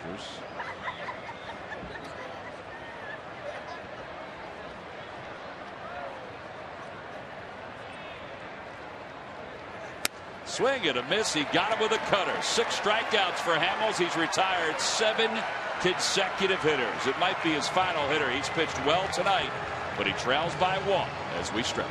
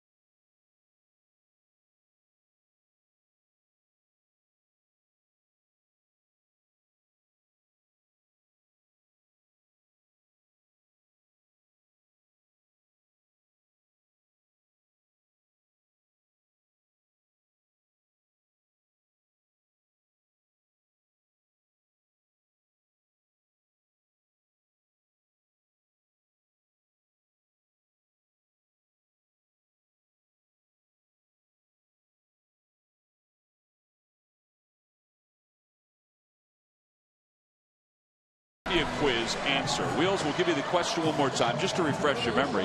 Who holds the Pittsburgh club record? Now, the Pittsburgh club record for most sacrifice bunts in one season. Well, I'm going to go with when Jim Leland was manager of the Pirates. There was a year when they would get their leadoff man on. It was either Moreno or Taveras. Anyway, Jay Bell was hitting too, and he would bunt all the time. Well, Jay Bell is the correct answer. Back in 1990, had 39 sacrifice bunts. So Jay Bell is the correct. He's part of the coaching staff. He's a coach, as I said. Association. But it was amazing the way they play for a run in the first inning and get it a lot of times. Snyder stays in the ball game to play right field. Tony Watson is the new pitcher for the Pirates. He'll face the left-handed hitting Dominic Brown. Watson 7 strikeouts in 9 innings. He has appeared in 9 games so far. And he delivers a strike. 0-1 the count. Well, these nights are definitely pitcher advantage because it's so cold and it's tough to hit. But you don't expect a 1-0 game necessarily. And the harder the throwers you have, the tougher they are to hit. And the guys they bring in the 8th and 9th really throw hard. This would be a good inning to try and get something.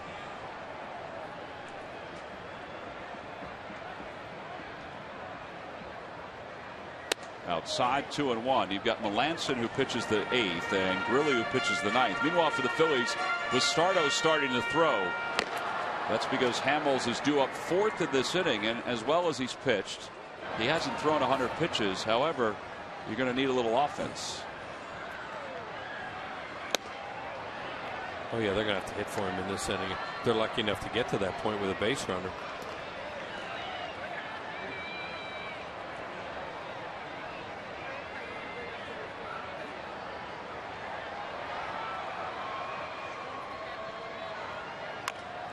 Off the foot of Dominic Brown, and it remains 2-2.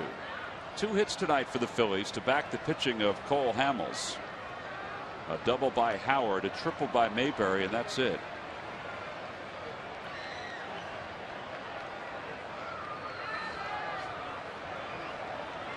Pirates bullpen has the 2nd best earned run average in the National League.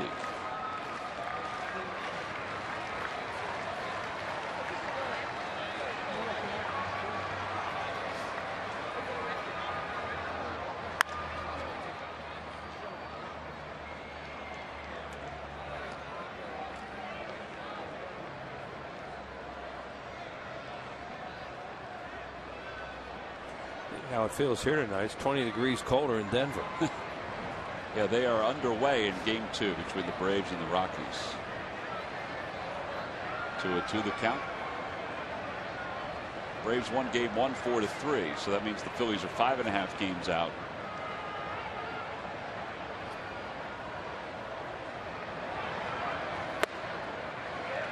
You're battling him, trying to get on. This guy's got a funky motion too for a left-handed hitter. You can see why left-handed hitters aren't hitting much often. Comes from the side a little bit. Throws hard enough too that you don't want him to hit you.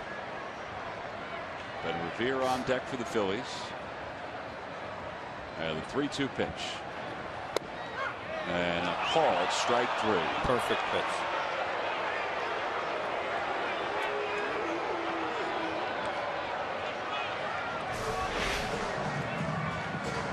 Got the 3-2. Watson comes with a fastball. If anything, but is it across the front of the plate high enough? Martin pulled it up a little bit. It looked like a strike.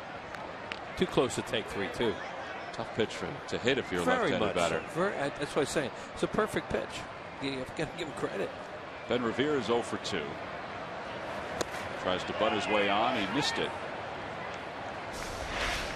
Take a look, see where it crosses the knees. Strike. It's a strike right along the knees. If it went across the plate, the front of the plate, it certainly was high enough to be a strike. 0-1 the count. Oh.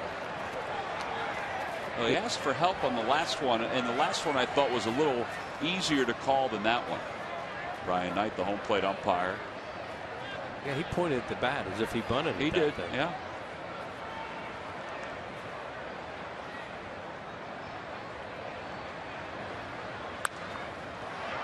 Tony Watson has made 5 straight scoreless appearances.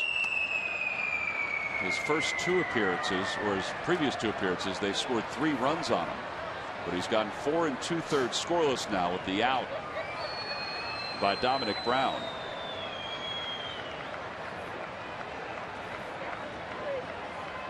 The opposition has only scored 11 runs in the last 3 innings of games against the Pirates. And a called strike 3. Revere down looking. 4 straight strikeouts for Pirates pitching. Well, he's got that baby right on the outside corner.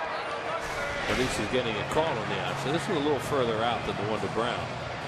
You see him come back with it. You see Martin come back with it. That one may have been outside. But it's another one that's tough to take with 2 strikes. It's in a perfect spot.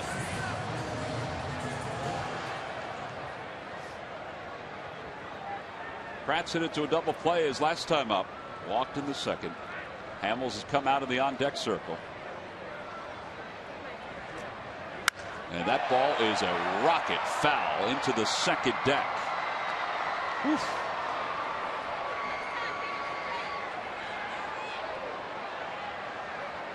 Good job by Eric. He goes up there seeing all these fastballs from this guy, thinking I'm going to get a fastball and do some damage, but he just got out front.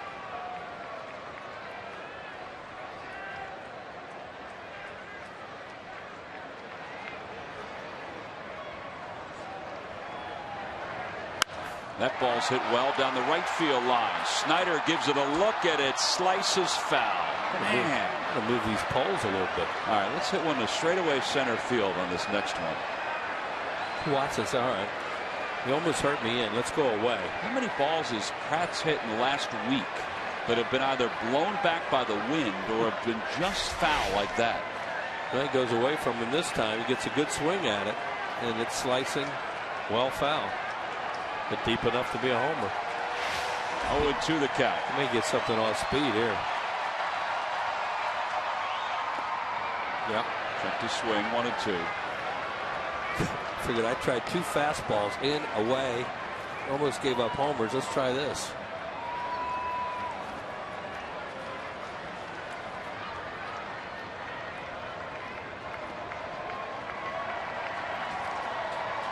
It's the lefty Watson against the right-handed hitting Eric Kratz. And Kratz lines one, caught by Brandon Inge at third. And it's a 1-2-3 7th inning. Eric Kratz hit it hard all 3 times, but nothing to show for it as we go to the 8th.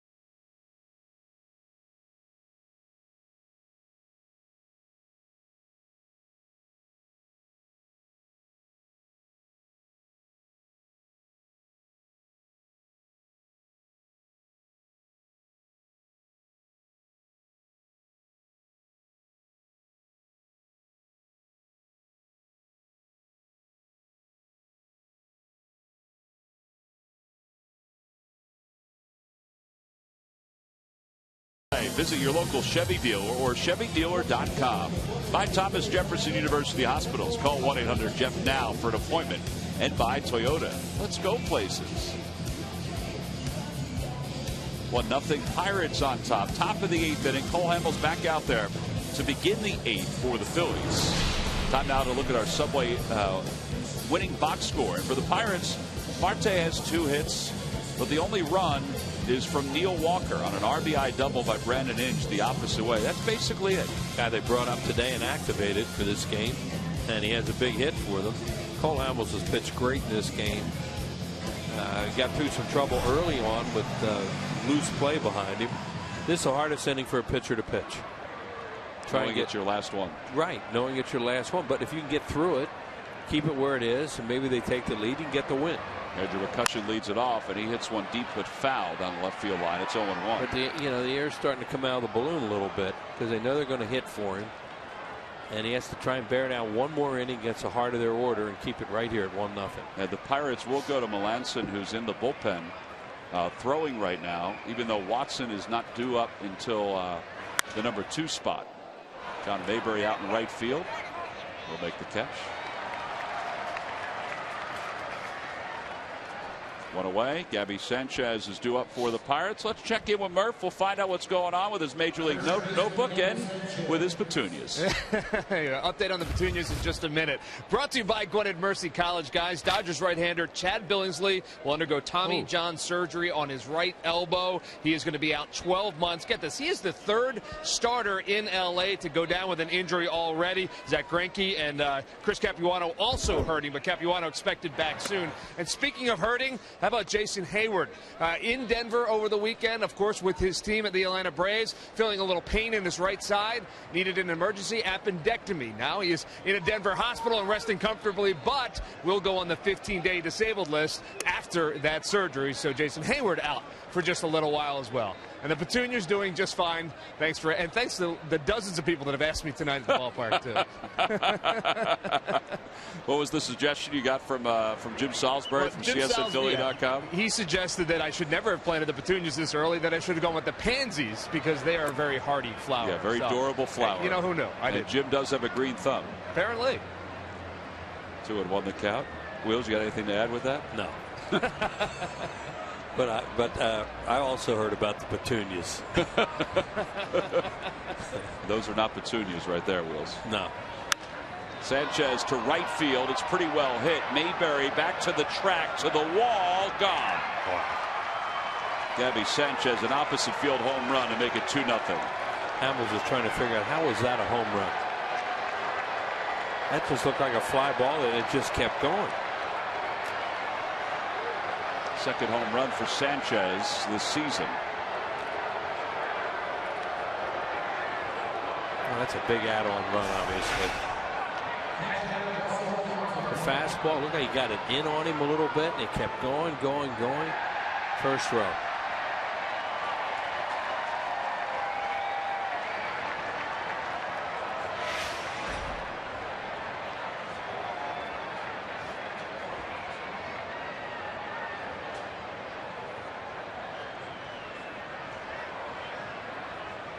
It'll bring Russell Martin to the plate. Martin is hitless in 3 at-bats tonight. Change up for a strike, 0-1. Gabby Sanchez getting a chance to start tonight because there was a left-hander on the mound. He has 2 hits in 3 official at-bats to go along with a walk.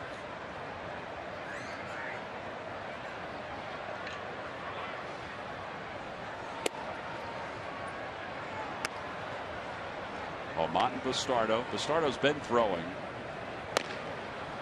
Almont's just getting up now.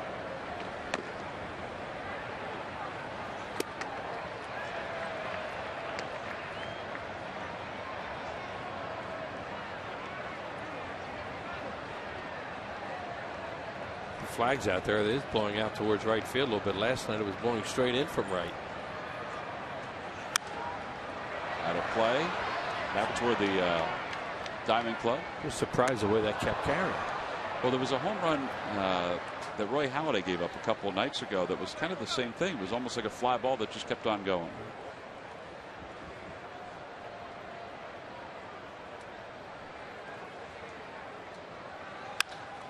And that's through the hole on the left side, a base hit. So after the home run, Hamels gives up a single to left. Yeah, that's now 7 hits by the Pirates. As I mentioned, this is a hard inning to pitch, and they gave up that fly ball home run, now a base hit. Now they still want a left-hander in the game because you want Walker to bat right-handed. You could see them going to Almont to get in, to go after Inge after Walker hits here. 108 pitches, especially this part of the game.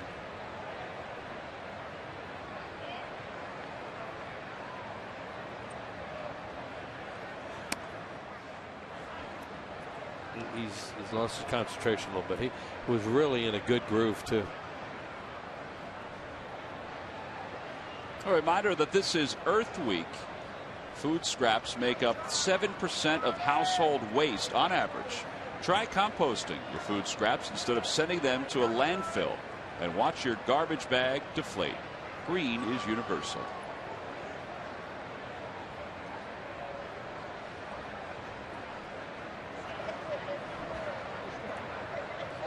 Well read.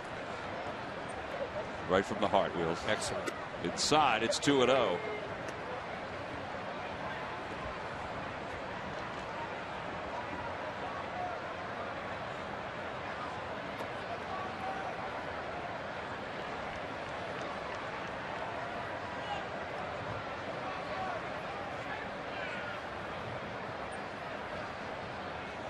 Swing and a miss, a change up, 2-1. Part of that seat you're in, selling it.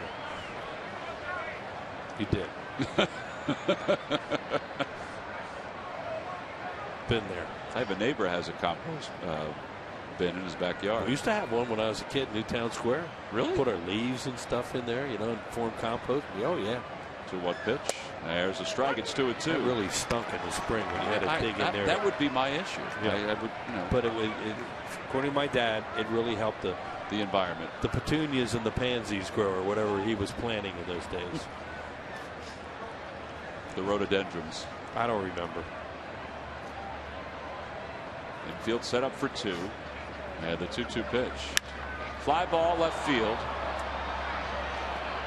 Then Revere calls off Dominic Brown for the second out. Martin tags just to draw the throw.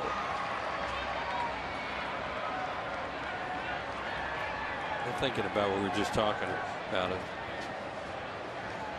Nope, they're not going to do it though. Charlie takes a step down and have a conversation with Cliff Lee. Every time the Phillies pitchers retire the opposition 1-2-3. Hamels had a dominating 1-2-3 inning in the 6th and the 7th. Comcast will make a contribution to Phillies charities. Phillies baseball is brought to you by Xfinity, your home for the most live sports, giving you all your favorite sports all year long. Saw that shot. Cliff Lee in the background, and Hamels' year is starting to look like Lee's last year. It's a shame, you know. It's wasted opportunities. Now the Phillies have 2 more at bats left. But when he pitches as well as he's pitched tonight, he's scattered 7 hits and 2 runs. Well, yeah, and your guys have 2 hits. 0-2 the count. As you said, there's still 2 at bats to go, and it's only 2 runs.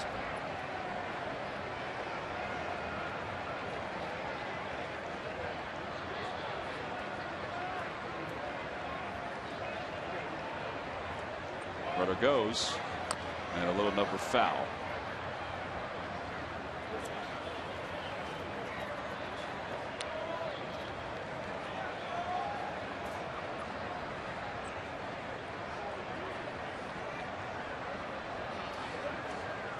They have a lot of left-handed hitters on the bench, and they may have thought if they bring a right-hander in, they're going to bring one of those guys out.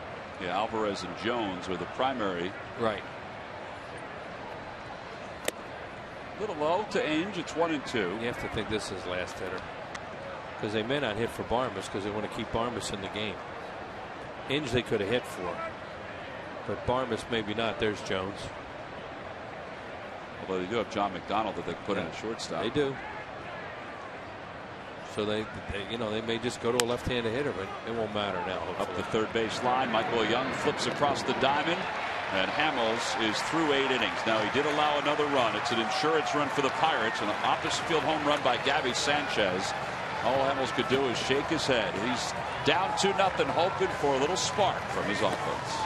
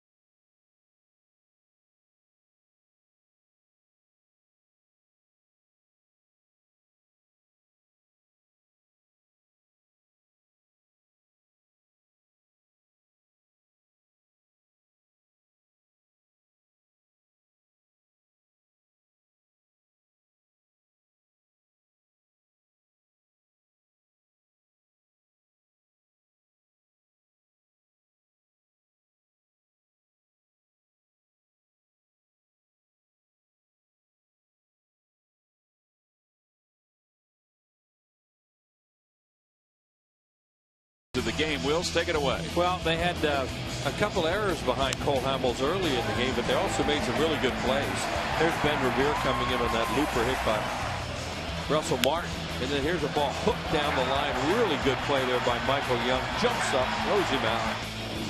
And those are our Hyundai defensive plays of the game. Brought to you by your local Hyundai dealers.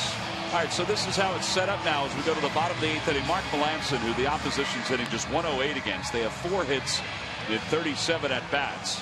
He'll come into the ball game for the Pirates. 10 strikeouts and 11 innings of work. He's the setup guy for former Phil Jason Grilli. He'll face a pinch hitter in Lance Nix, then Jimmy Rollins, and possibly Chase Utley, because it's Freddie Galvis' spot in the order that's up after Rollins. And they're not going to go to another left-hander. Lance Nix has turned himself into a very good pinch hitter. Murph, what about that? What are the objectives? What are the goals for Lance Nix as a pinch hitter? Well, you know what, Tom? I had a great conversation with him today just about pinch hitting, because all he's done this year is gone 5 for 10 with 2 home runs and a couple doubles as well. So he's been a terrific pinch hitter. So I asked him, first of all, what he does to prepare for it. And he does all what you would expect. He looks at tape of all the relief pitchers that he may see, and he takes some swings in the cage, and he works with Wally Joyner to kind of keep his bat quick. But he also said the one thing he tries to do is not to make it seem bigger than it is. It's just an at-bat. You hear that pinch hitting, it might be the hardest thing in baseball. He said, all right, so it's the hardest thing in baseball, but my job is to go up there and get a hit. And he said, that's just the way I approach it. Well, his approach has been very good this year. He bounces the 0-1 foul, and it's 0-2. It's part of the reason why the Phillies wanted to bring him over from the Washington Nationals, not only because of his ability to play the outfield, but because of this, coming off the bench and shooting into the alleyway. Yeah, he hit that double off Salas the other night. That was a big hit late in the game, and the Phillies would go on to win it. Here's the 0-2 pitch to him. Another foul ball, remains 0-2. It's really hard to pinch hit when you don't play, too. Charlie mentioned that the other day, that he really appreciate what Lance is doing, but he'd like to get him into the game, get him some more at-bats.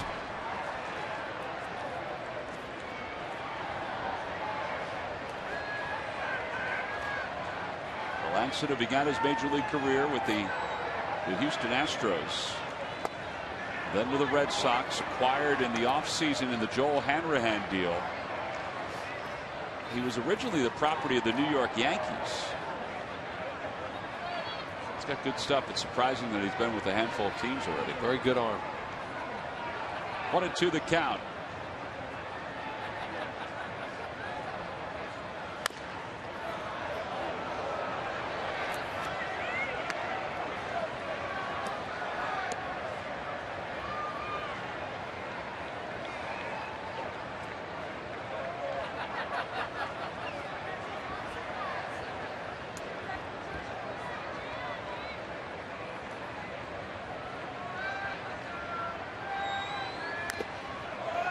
Battling here. It remains 1-2. Yeah, 10 pitch at bat Sunday night. Yeah, a 10 pitch at bat Sunday night, which led to that double.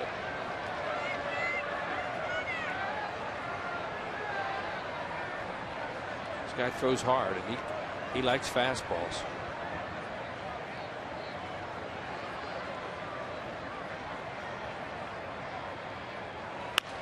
That one's a line drive base hit. It's a right center field. Wow. What a job he's doing. 6 for 11 now as a pinch hitter. And he fought off a 94 in the 7th pitch that he saw. Guys, talking about long at-bats, too. Lance and I talked about that 10-pitch at-bat that he had the other day. And so many times you hear pinch hitters say, they're going up there to look for that first-pitch fastball, and they're going to try and hit that. He said that, when he gets into a long at-bat like the one he just had, and he fouls a couple pitches off, he starts to feel more and more comfortable up there, and sometimes it just loosens everything up. It happened the other night. It worked for him, and it looked like it worked for him tonight as well. Yeah, it really helps, Murph, when you're up there and you've seen the guy, and you got a feel for his velocity, too. Well, let's see if the Phillies can capitalize on that leadoff pinch hit single with Jimmy Rollins at the plate. Rollins lifts it to shallow right field. Snyder comes in. Rollins now 0 for 4 in the ball game. And Chase Utley is indeed going to pinch hit for Freddie Galvis.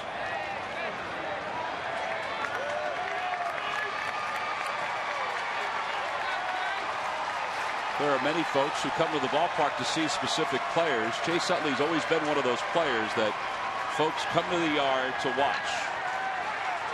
And for those who have been sitting and waiting, they'll get an opportunity here in the bottom of the 8th inning.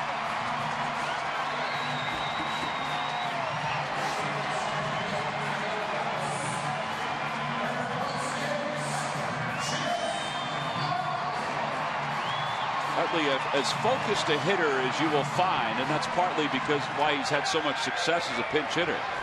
He's got Nix at first. Taking a look around before he settles in. Outfield pretty deep all the way around, trying to cut off the extra base hit.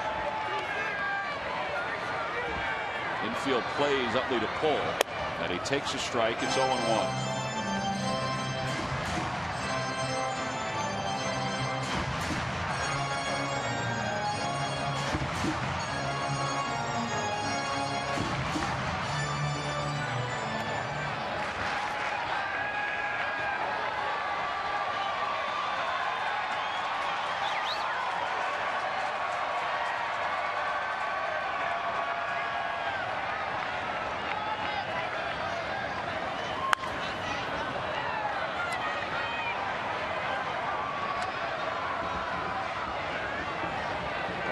Is in the pen. He's going to pitch the 9th inning unless the Phillies take the lead here or tie it up.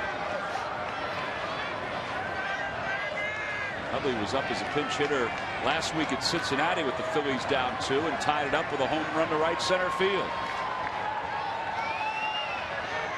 In the 8th inning. In the 8th inning.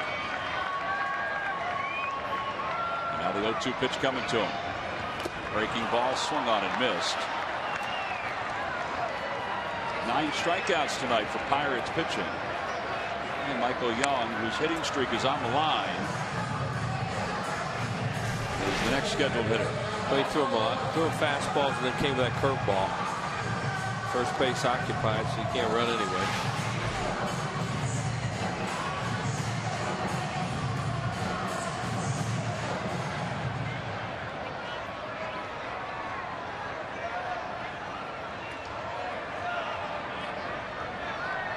Certainly has been around the strike zone in this inning. Not there. It's 1-0. Hinge is on the line at third base. That's where he was last inning when he caught that line drive by Kratz to end the inning. See, they give him the big hole on the left side, play the outfielders pretty deep, and they're going to give up a single here. They don't want to give up an extra base hit.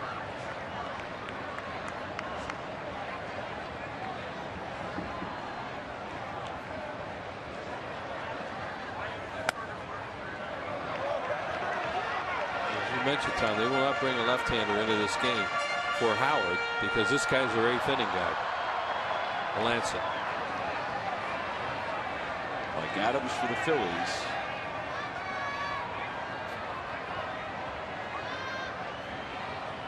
Two 2-0 the count. Nix taking a short lead off first.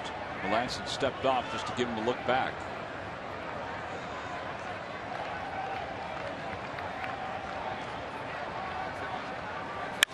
Line drive, base hit through the hole on the left side. It's a 14-game hitting streak. And the Phillies have first and second with 2 outs.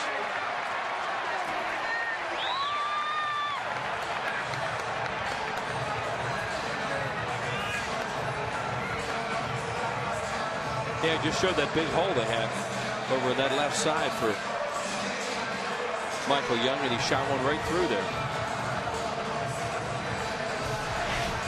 Here's a look at it. I don't know if they're playing normal defense. They're going to get to that anyway. No, probably not, because that was in the hole and it was hit hard. So 14 consecutive games now for Michael Young. He's had a handful of those games to extend the hitting streak, or he's gotten a hit in his final at bat. Ryan Howard is 1 for 3. I don't take those outfielders back. Try and prevent against an extra base hit. With the exception of McCutcheon, he's a little bit shallower, but that's because he has so much speed. He figured, well, he's backing up now. As we're talking, look at him backing up. They must be motioning him to go back. Applebaum starting to throw in the bullpen for the Phillies. First pitch coming to Ryan Howard.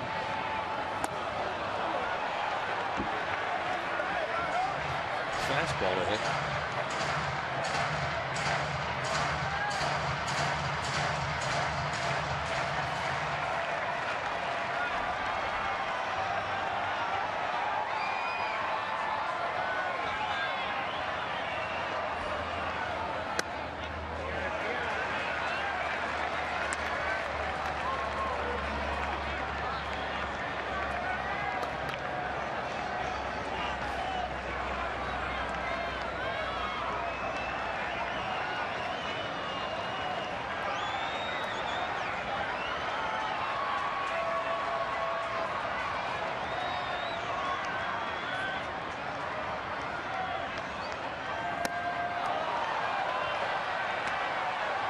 It's either slider or cut or whatever he throws.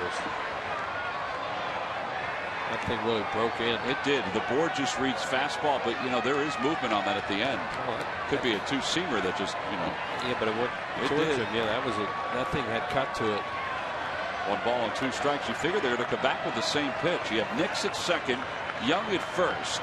And the 1-2 pitch coming to Ryan Howard. Ground ball towards first base. Gabby Sanchez is there. And the Phillies leave a couple here in the bottom of the 8th inning. So they threaten again, but do not score. Clint Hurdle's going to get his closer up and ready. We'll go to the top of the 9th inning. The Phillies trail it 2-0.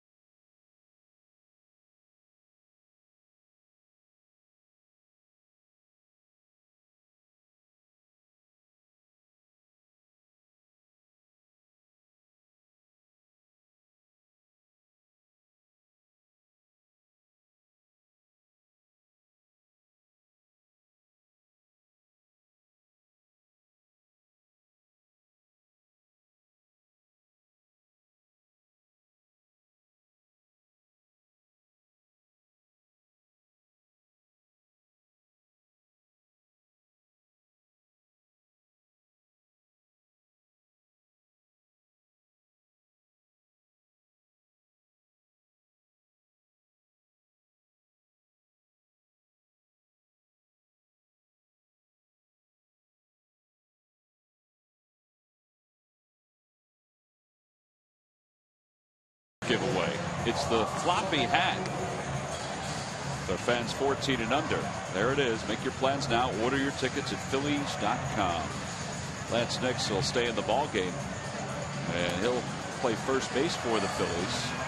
So Philippe Aumont will bat in Ryan Howard's spot. Chase Utley stays in the ball game and plays second base after pinch hitting for Freddie Galvis. Here's Aumont to pitch the 9th inning. Aumont takes over for Cole Hamels. Cole Hamels was very good tonight. Through 8 innings, he allowed only 2 runs, scattered 7 hits. It's an outing that you would take every single time Cole Hamels goes out there. You hold the opposition to 2 runs in this ballpark, you're really going to take your chance and you're going to win the ball game. But when you don't score yourself, tough to win.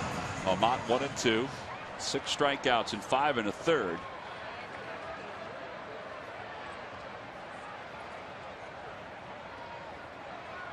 So he'll pitch the top of the 9th inning. It'll be Barmes, Snyder. And then the top of the order, 8, 9, and 1. Snyder came on the pinch hit back in the 7th, so he'll get up for a second time. Barmes is 0 for 3. First pitch up high, 1 ball and no strikes.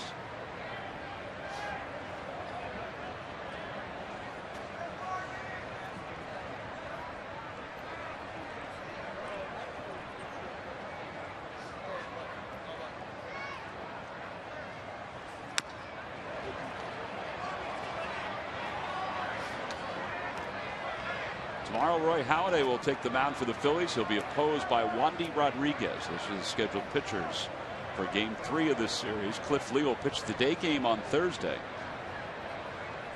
There are some seats still available for both tomorrow's game and Thursday's Citizens Bank Business Person Special. Outside, 2 and 1.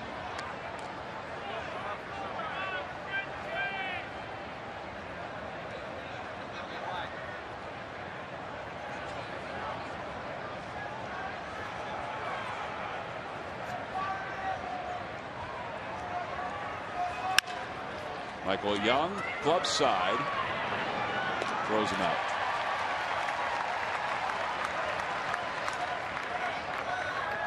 Tonight on Sports Night, get complete analysis of this ball game, including the outing by Cole. A recap of the Flyers matchup against the Boston Bruins in a look ahead to the NFL draft. And all the news Philly fans need to know on Chevy Malibu Sports Night tonight at 10:30 over on Comcast Sportsnet. Flyers are up 3-1 across the street at the Wells Fargo Center as they wind down their schedule.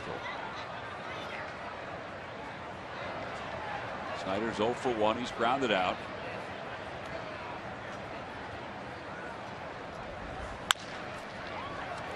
Nice hop for Jimmy Rollins, and there are 2 outs.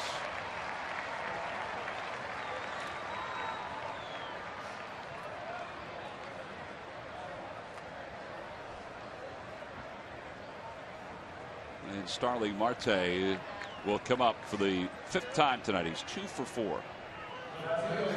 Well, 2 ground balls from Philippe Almont. Yeah, throwing strikes, getting some quicker outs. Oh, Almont has potential to be good. You know, he's not quite ready to get into those pressure packed situations, too many of them yet, but he's getting closer. And sooner or later, he's going to have to do some of that stuff. Well, there's a curveball. He had Marte backing way off. Oh, yeah, when you're that big and throw as hard as he does in a right-handed hitter, you will flinch on that thing.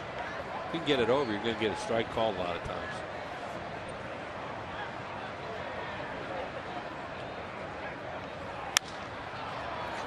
Center field, Ben Revere will coast under it and make the catch. So here we go. The Phillies offense has been quiet all night long. They have one more chance. It'll be started off by John Mayberry when we return for the bottom of the ninth.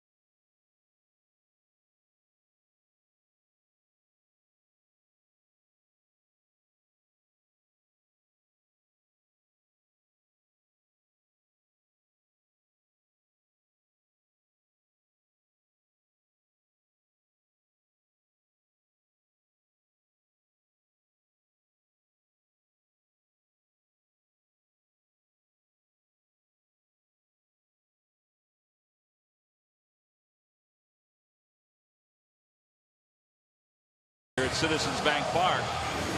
Time now for our W.B. Mason deliveries of the game. Well, Pittsburgh Pirates have put the only offense up. Brandon Inge just back today off his rehab after getting hurt in spring training. Doubles in the first run.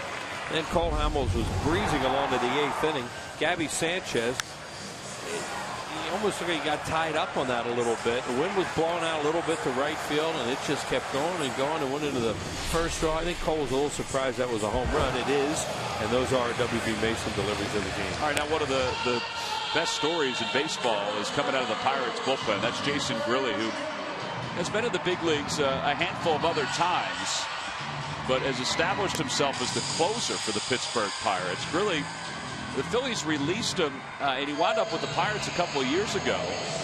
Clint Hurdle had him with the Colorado Rockies, so he knew he had a good guy with a good arm. They put him in the bullpen as kind of a setup guy for a while. And then with Joel Hanrahan being shipped out to Boston, the Pirates needed a guy to close. He had a good year last year, and they figured, what the heck? And he's been really good. He's pitching out of the stretch like a lot of relief pitchers do. So there's 13 strikeouts. That's what every manager wants at the end of the game. Guys that are strikeout pitchers, because nothing happens. Well, since the beginning of last year, he has 103 strikeouts in 73 innings. Well, that's outstanding. You see him 73 games. I'm sorry. 73 games. You see him throw a freeze breaking ball there on the first pitch too, and you figure you're going to get a fastball from this guy. Yeah, 103 strikeouts in 66 2/3 innings, dating back to last year, to the start of last year. You got to give him credit, though. He really reinvented himself. 0-1 the count to Mayberry to start off the bottom of the 9th inning. Mayberry fouls it away. It'll be 0-2. Mayberry, Brown, and Revere are the scheduled hitters. We mentioned that Lance Nix stayed in the game to play first base. The reason for that is because there's a chance he can get up again. Here in the bottom of the 9th inning, he would bat 5th. And there was no chance, you figured, that Ryan Howard would get up again. So that's why the pitcher's spot is now the 4-hole.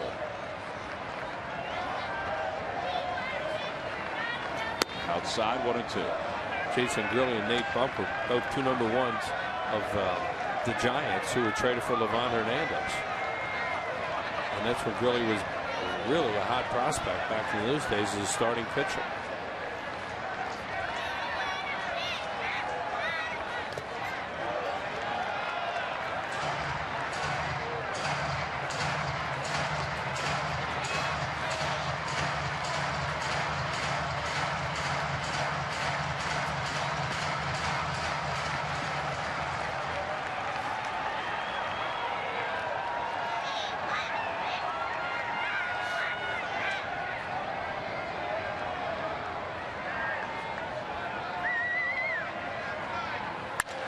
Ground ball to second.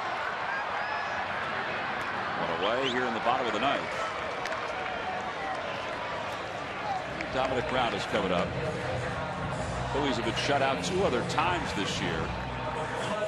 Immediately after the ball game, stay tuned for a complete game breakdown, highlights, and analysis only on Pure Auto Insurance presents Phillies Post Game Live.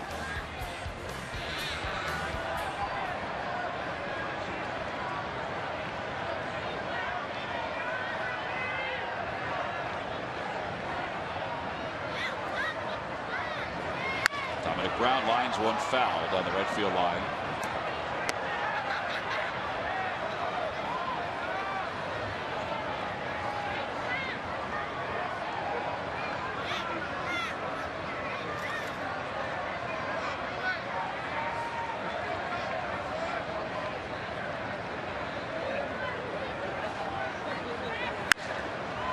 To the count. So back-to-back fastballs, and Brown is down 0-2. Phillies desperately trying to get a base runner here to bring the tying run to the plate. I think at this point get a base runner, but also to try to get Kratz up there, who's up after Ben Revere. No offense to Ben. We don't expect him to tie it. Nope. Inside, 1-2. Nick really thought that was strike 3. Yeah, he was supposed to throw a high fastball there, and he almost got him on an inside corner shot.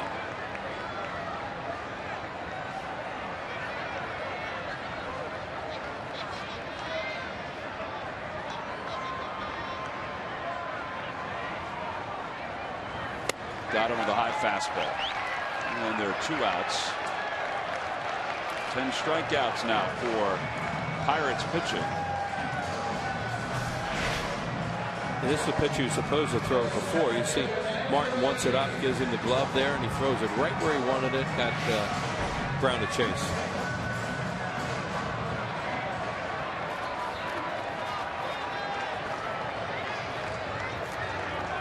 And Revere is 0 for 3.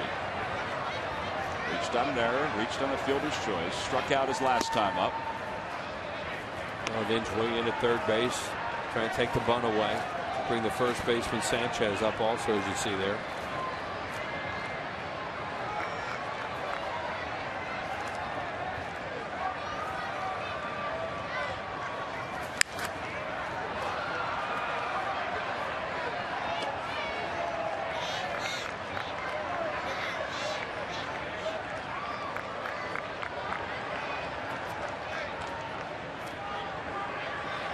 Eight and 2/3 innings. He is not allowed a run yet this year.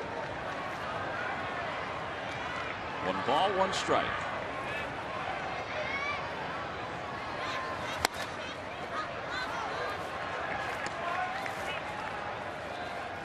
Again tomorrow, Roy Halladay against Wandy Rodriguez. We'll be on Comcast Sportsnet tomorrow beginning at 7 o'clock.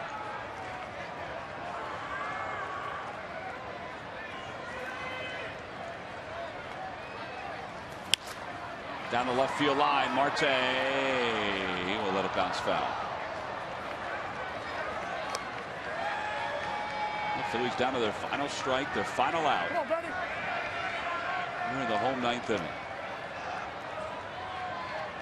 Come on, Mike. 'em.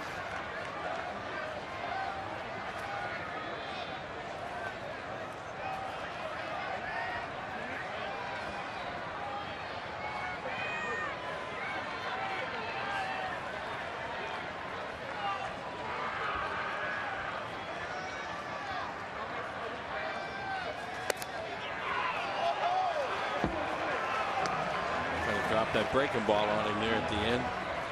Just missed. Good at bat. Trying to get on.